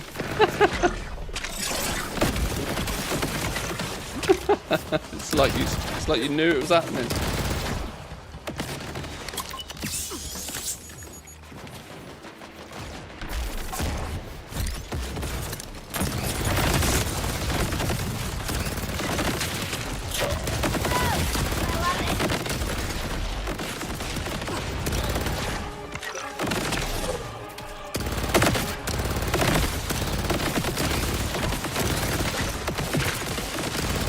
your existence has been revoked.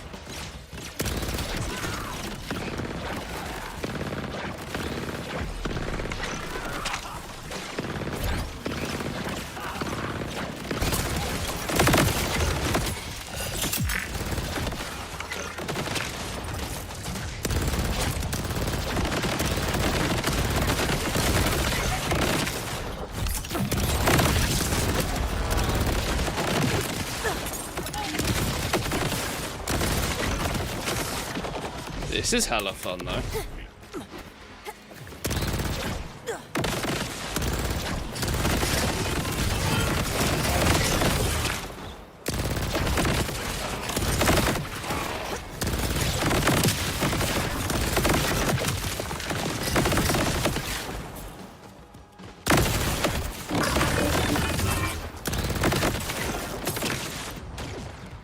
Whoa! Where did that fucking laser beam come from? Hi, how we doing? Welcome in. Happy Friday to you.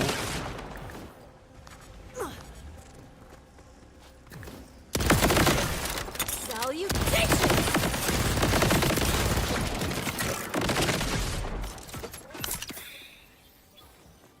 Interesting. I have estimated you well. Okay, we survived. For now.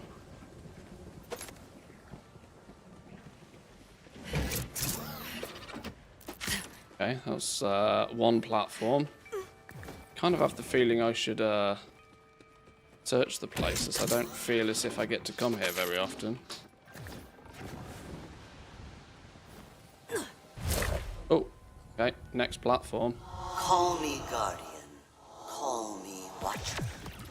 Call me the cold air on your neck. I am many things beyond what I was created Check for. mark. Not like the progeny waiting for you here. Progress through your certain annihilation. Wow, even the game knows me.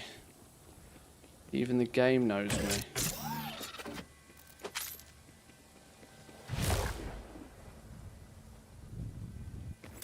Right, kill all enemies again. Roger. Like we practiced. Get mean!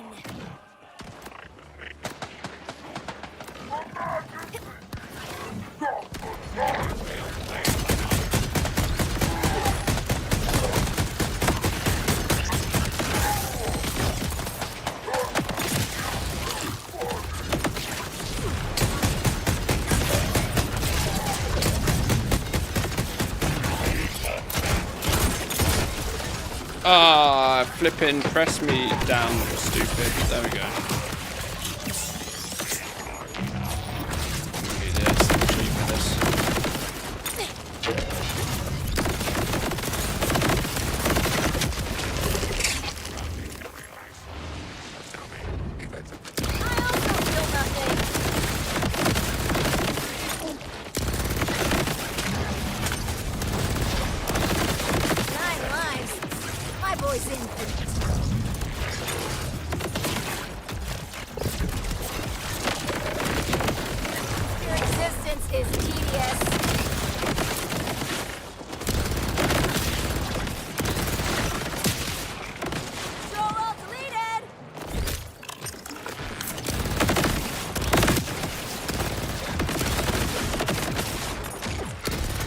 Oh, I got absolutely fucking ruined by that sniper.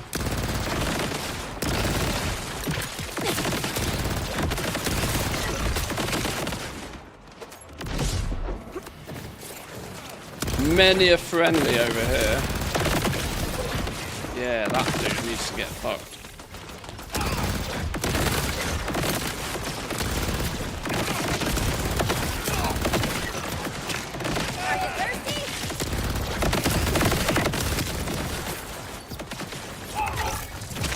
Oh my god. You nice and fast.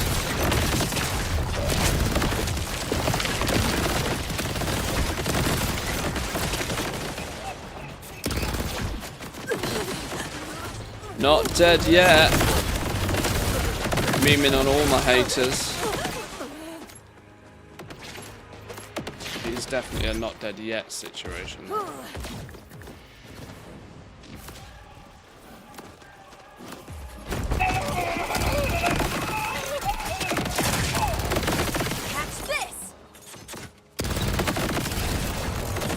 Yo, ding.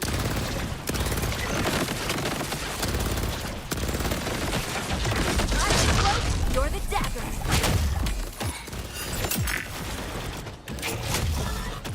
So we need some ammo.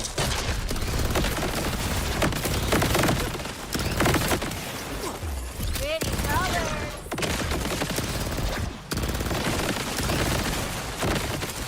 Salutations.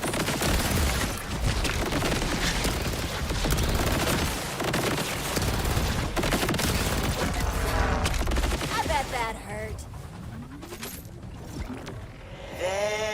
Oh, we did it. Okay. But you're not done yet. Trusting the boss fight to fix that. Yeah, boss is gonna hand me my ass, I'm quite sure of it, but so far I'm content. This is quite fun. Go towards Oblivion? Oh, gold. Okay, Oblivion, here we come. Guardian. A mistranslation.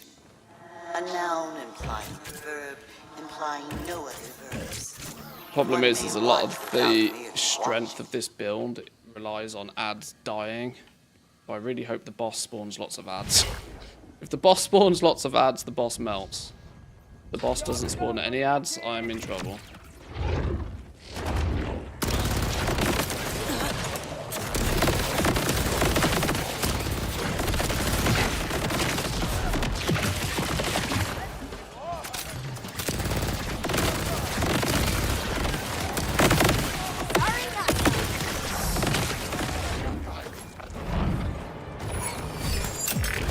How did everybody spawn behind me? That's not fair.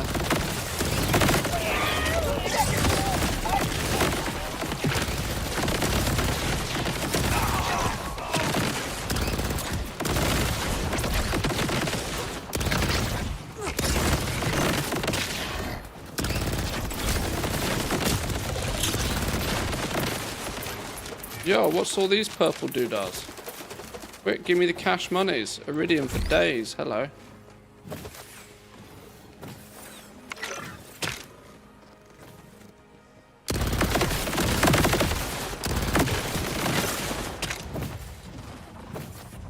Right.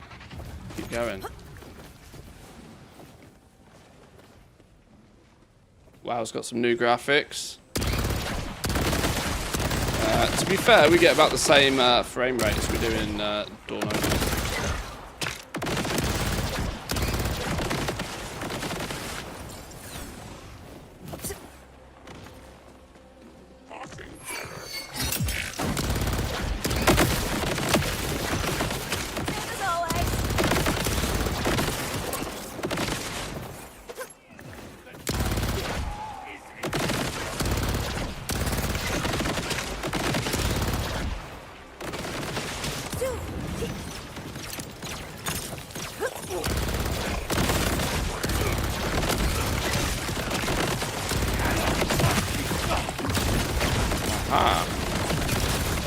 See?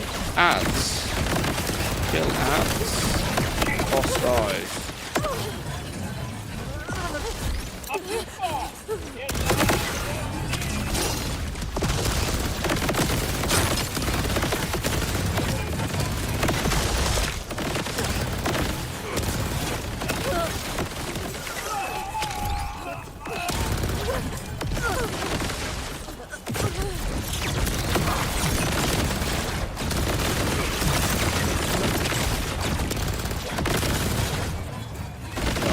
I don't quite know how to kill him.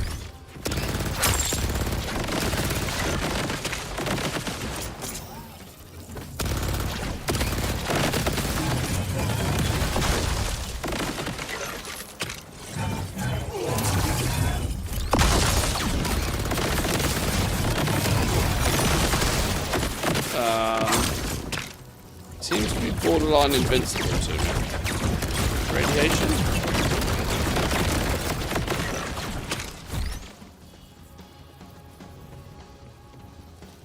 Why doth he not die?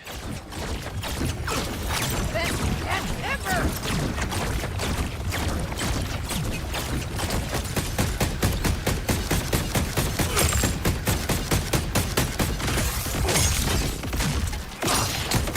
Aha. Catch this! Now we're cooking.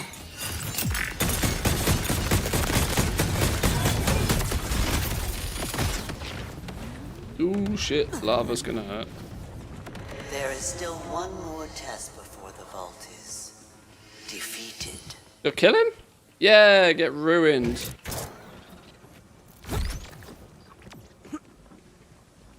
Did he not drop any loot? Where did he die?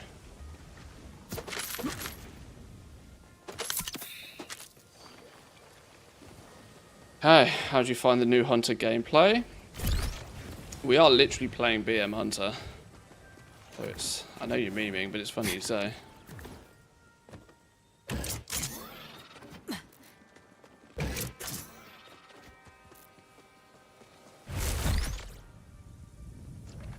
What use is a guardian? Point Nothing no much return. if it doesn't follow orders. Right, let's This one tried so very hard. restock. Cast away, nonetheless. It is always the created that pays for the mistakes of the creator. Right, let's see. Have we got the skills? Oh, okay, arena time. Oh, cool, cutscene even.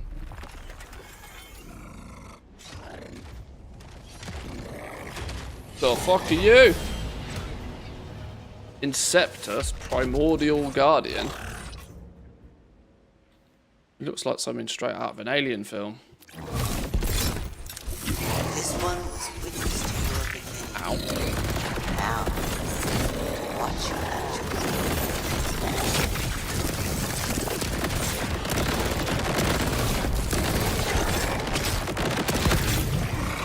Oh! Okay.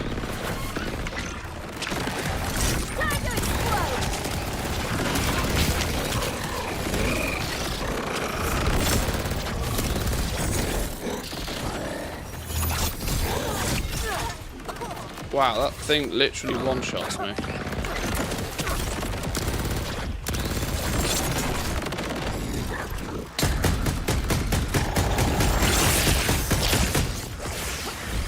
what does the goo do? Don't stand in the goo.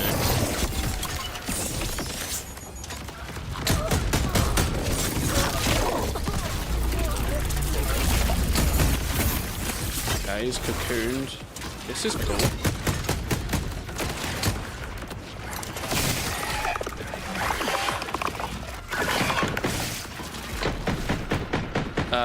Nothing to kill. Means I'm dead. Oh. Oh no, hang on. Something happened. Oh, I'm dead.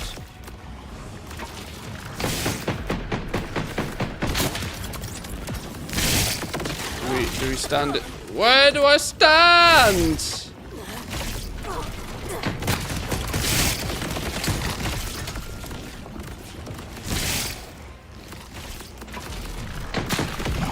I'm stuck in poo sludge.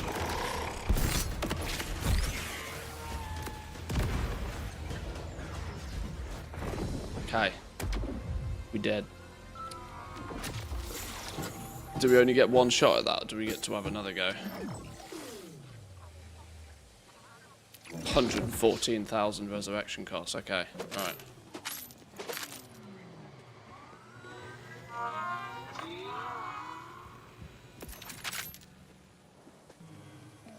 You saying grapple? Was there some grapple point on him that I missed?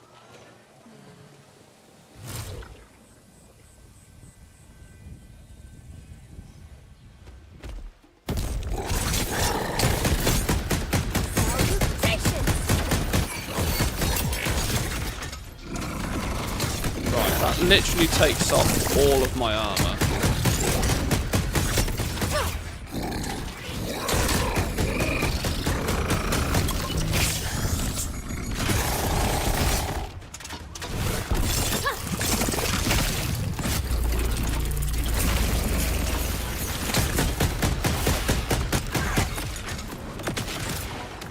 Always feels good. Oh, I tried to Uh-oh. Someone didn't do me good. Ah, oh, okay. Well, that still didn't make much of a difference, did it?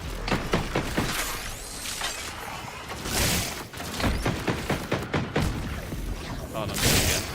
Okay, so we need to grapple those nipply-looking things from the sky.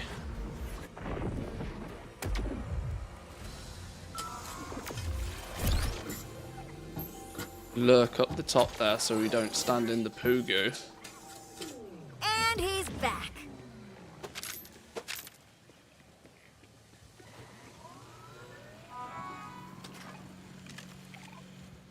Okay. Third time's the charm. Third time's the charm.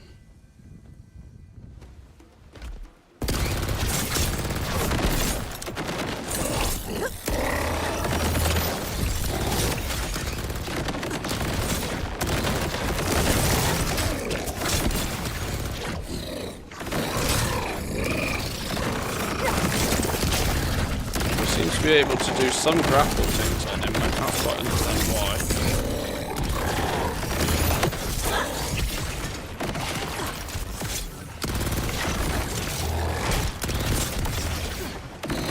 Okay, that we're meant to jump and dodge.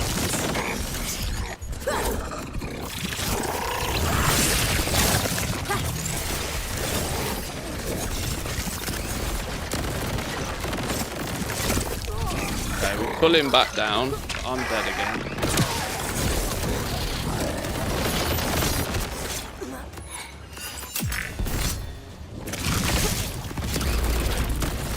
Right, it's cocooning.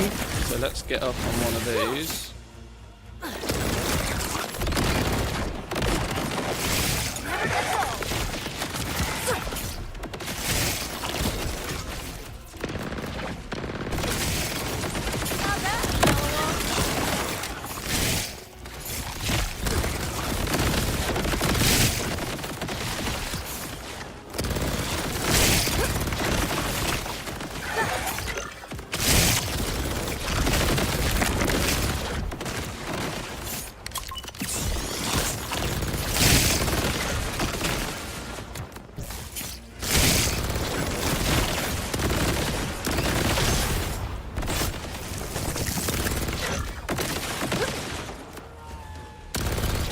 Dead? No, of course he's not.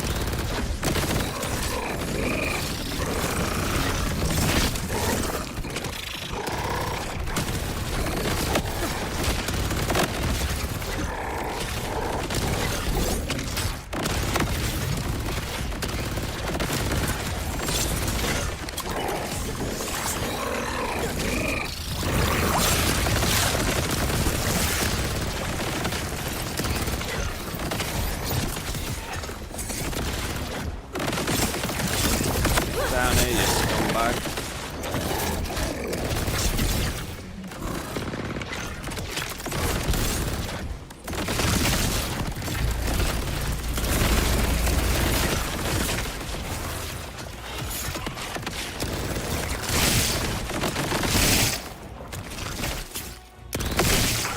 Oh, come on. Don't be stupid now.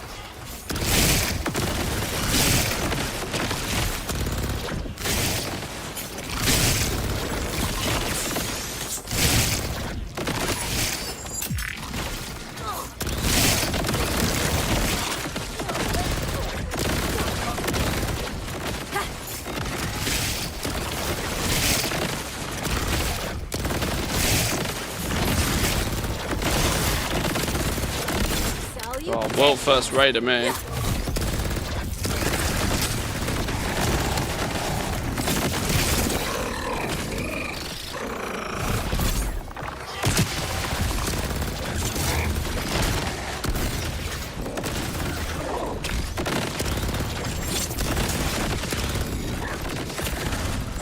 Get down here, you son of a gun.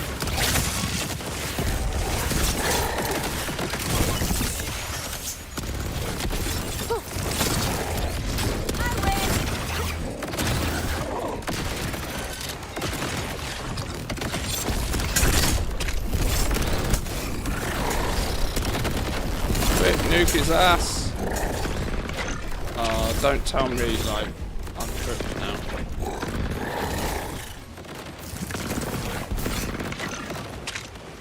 Die, ads, die. Oh, you are shitting me. Okay, well, that was much better. That was lots of progress, mind. I do feel as if I don't have huge amounts of DPS to deal with this, but mechanically, slow and steady, we got this. So, skill upgrade point. Can we put it into something? More critical hit damage by a further 8%. Why not? Avoid the slashes by jumping. Yeah, it's more of a case of me even seeing him do the thing.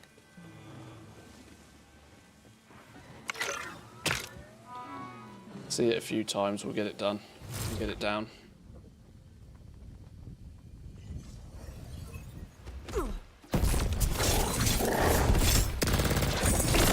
Get him, boy!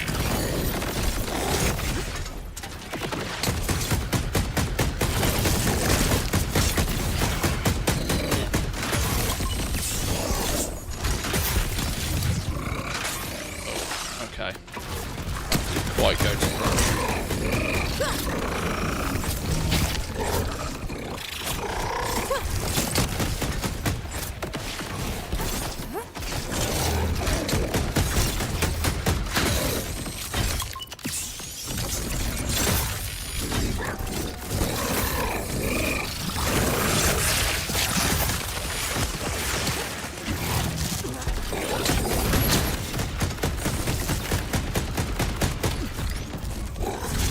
Fuck's sake.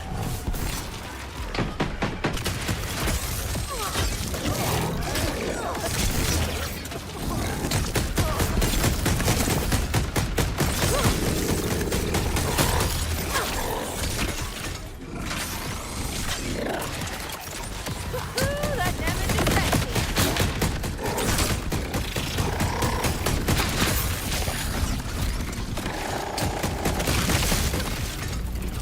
Ouch. Maybe let's not do that again. No, this is not fair. I'm trying to get up. Oh, come on. Stop killing me before my grappling goes off. Ah, flipping grapple animation takes too long. That's clearly the problem. Clearly the problem. Okay, we got this. Lock in. Lock in. Dying? Not for me.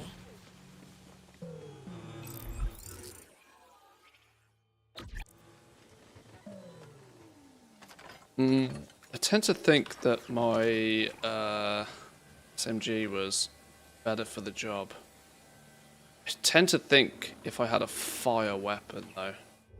Do I have anything that's reasonable that has fire?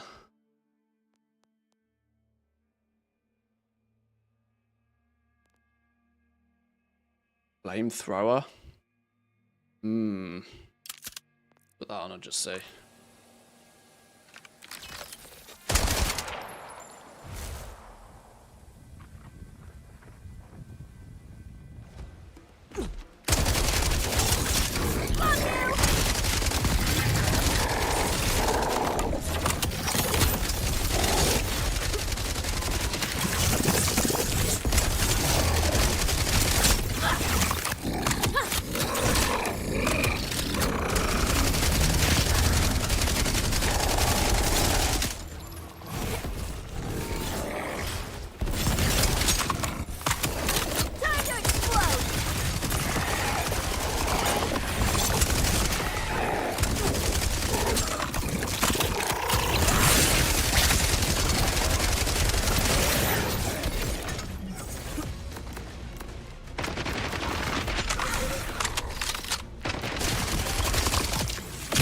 Seems to do enough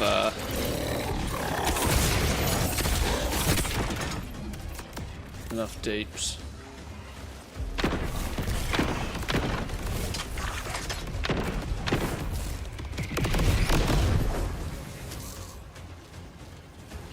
Do you guys start to understand why I don't raid in WoW at this point?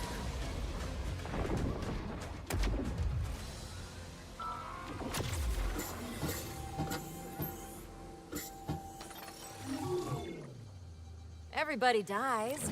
Some of us just do it for the aesthetic. Okay, safe to say that the fire aspect didn't help. We need more DPS.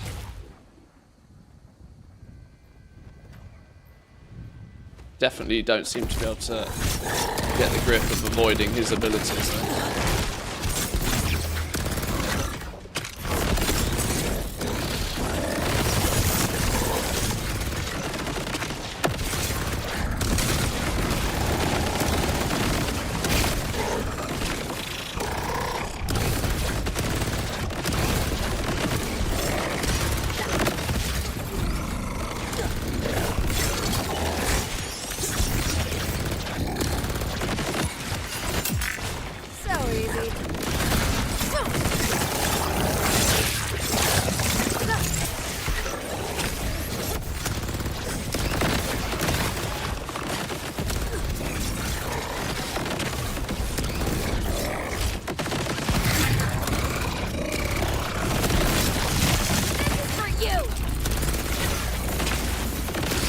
Cocoon mode now? This is cocoon mode.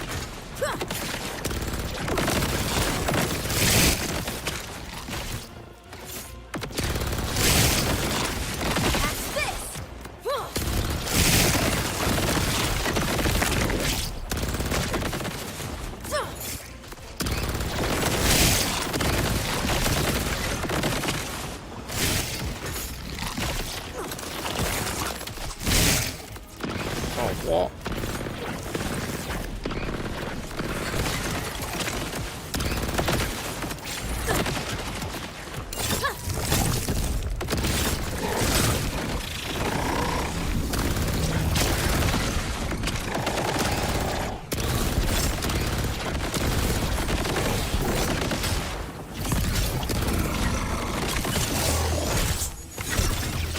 Oh, come on, I definitely jumped for that one.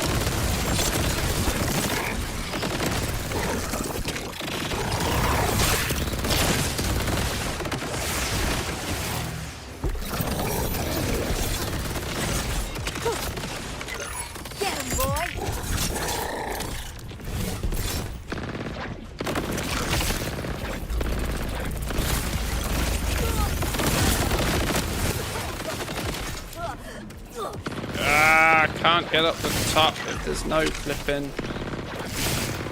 Oh, I'm dead again.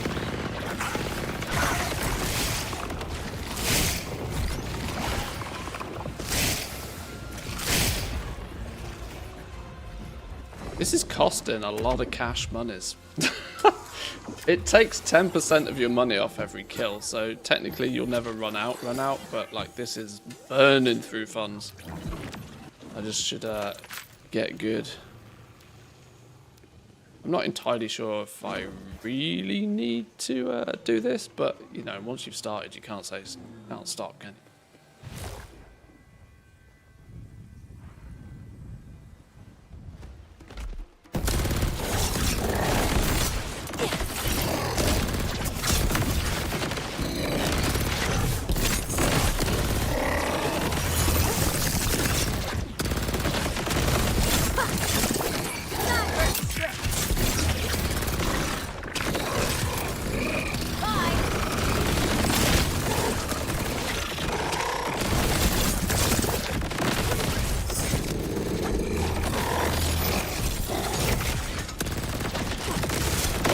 That didn't work.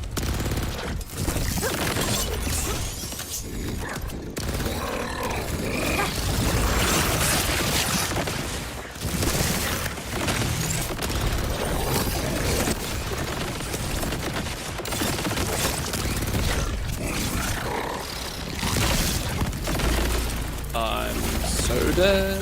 I'm so dead. Salutations! Tried to not be dead. It was hard to not be dead.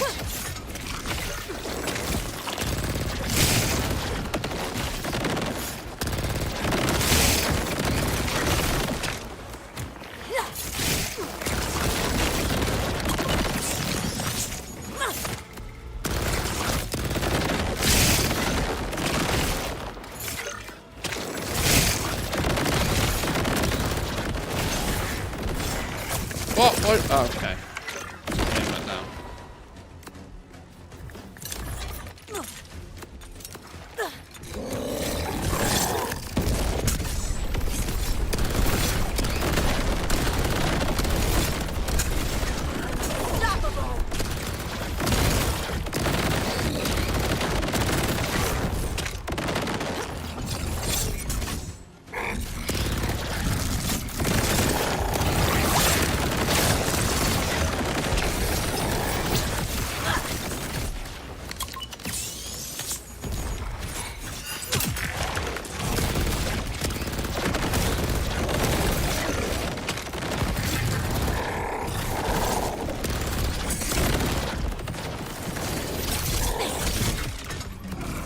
That was coming.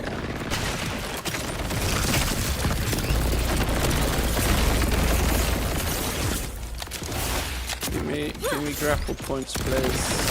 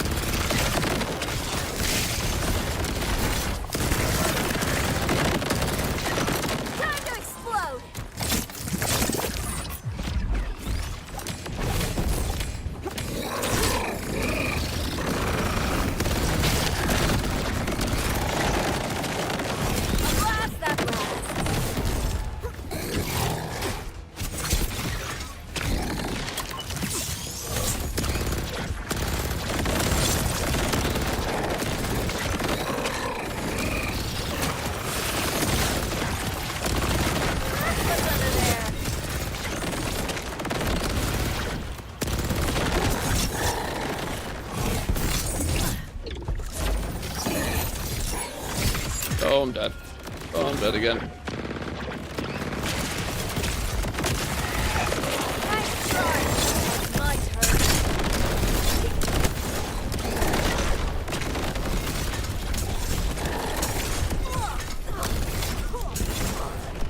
This seems to be like some enrage or something, because I don't seem to figure out how I can die on that bit.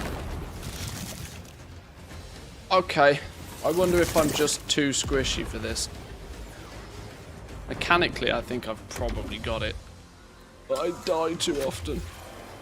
Maybe I'll come back and give this another go in a bit. I'll refuel, I'll have some food, and then maybe I'll come and give this a go in a bit. Ever. because at the moment this is getting expensive. This is getting hella expensive. Score Emporium. I get blood on my hands, so you'd see that wasn't so Right. bad now, was it? Right, yeah. I'm going to go get me some food, I think, and I'll come back and try this later. Boys and girls, thanks for sticking around on this Friday whilst we do some Borderlands. I'm just kind of keeping myself busy, to be honest, until we get, like, well, we've got Legion Remix to look forward to at the beginning of October, but that's still a couple of weeks away at this point. I would expect, I've been expecting an alpha for, like, weeks at this point. I was pretty convinced most of September was going to be alpha season.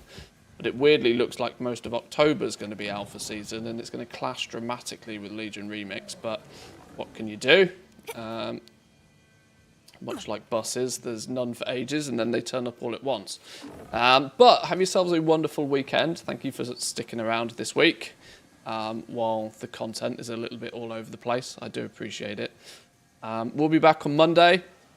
I got a bit of a busy weekend, so I don't expect a bonus stream over the weekend. And even if I do get a bit of time to play some video games, I might just sit and chill and play some Borderlands offline. But thank you once again.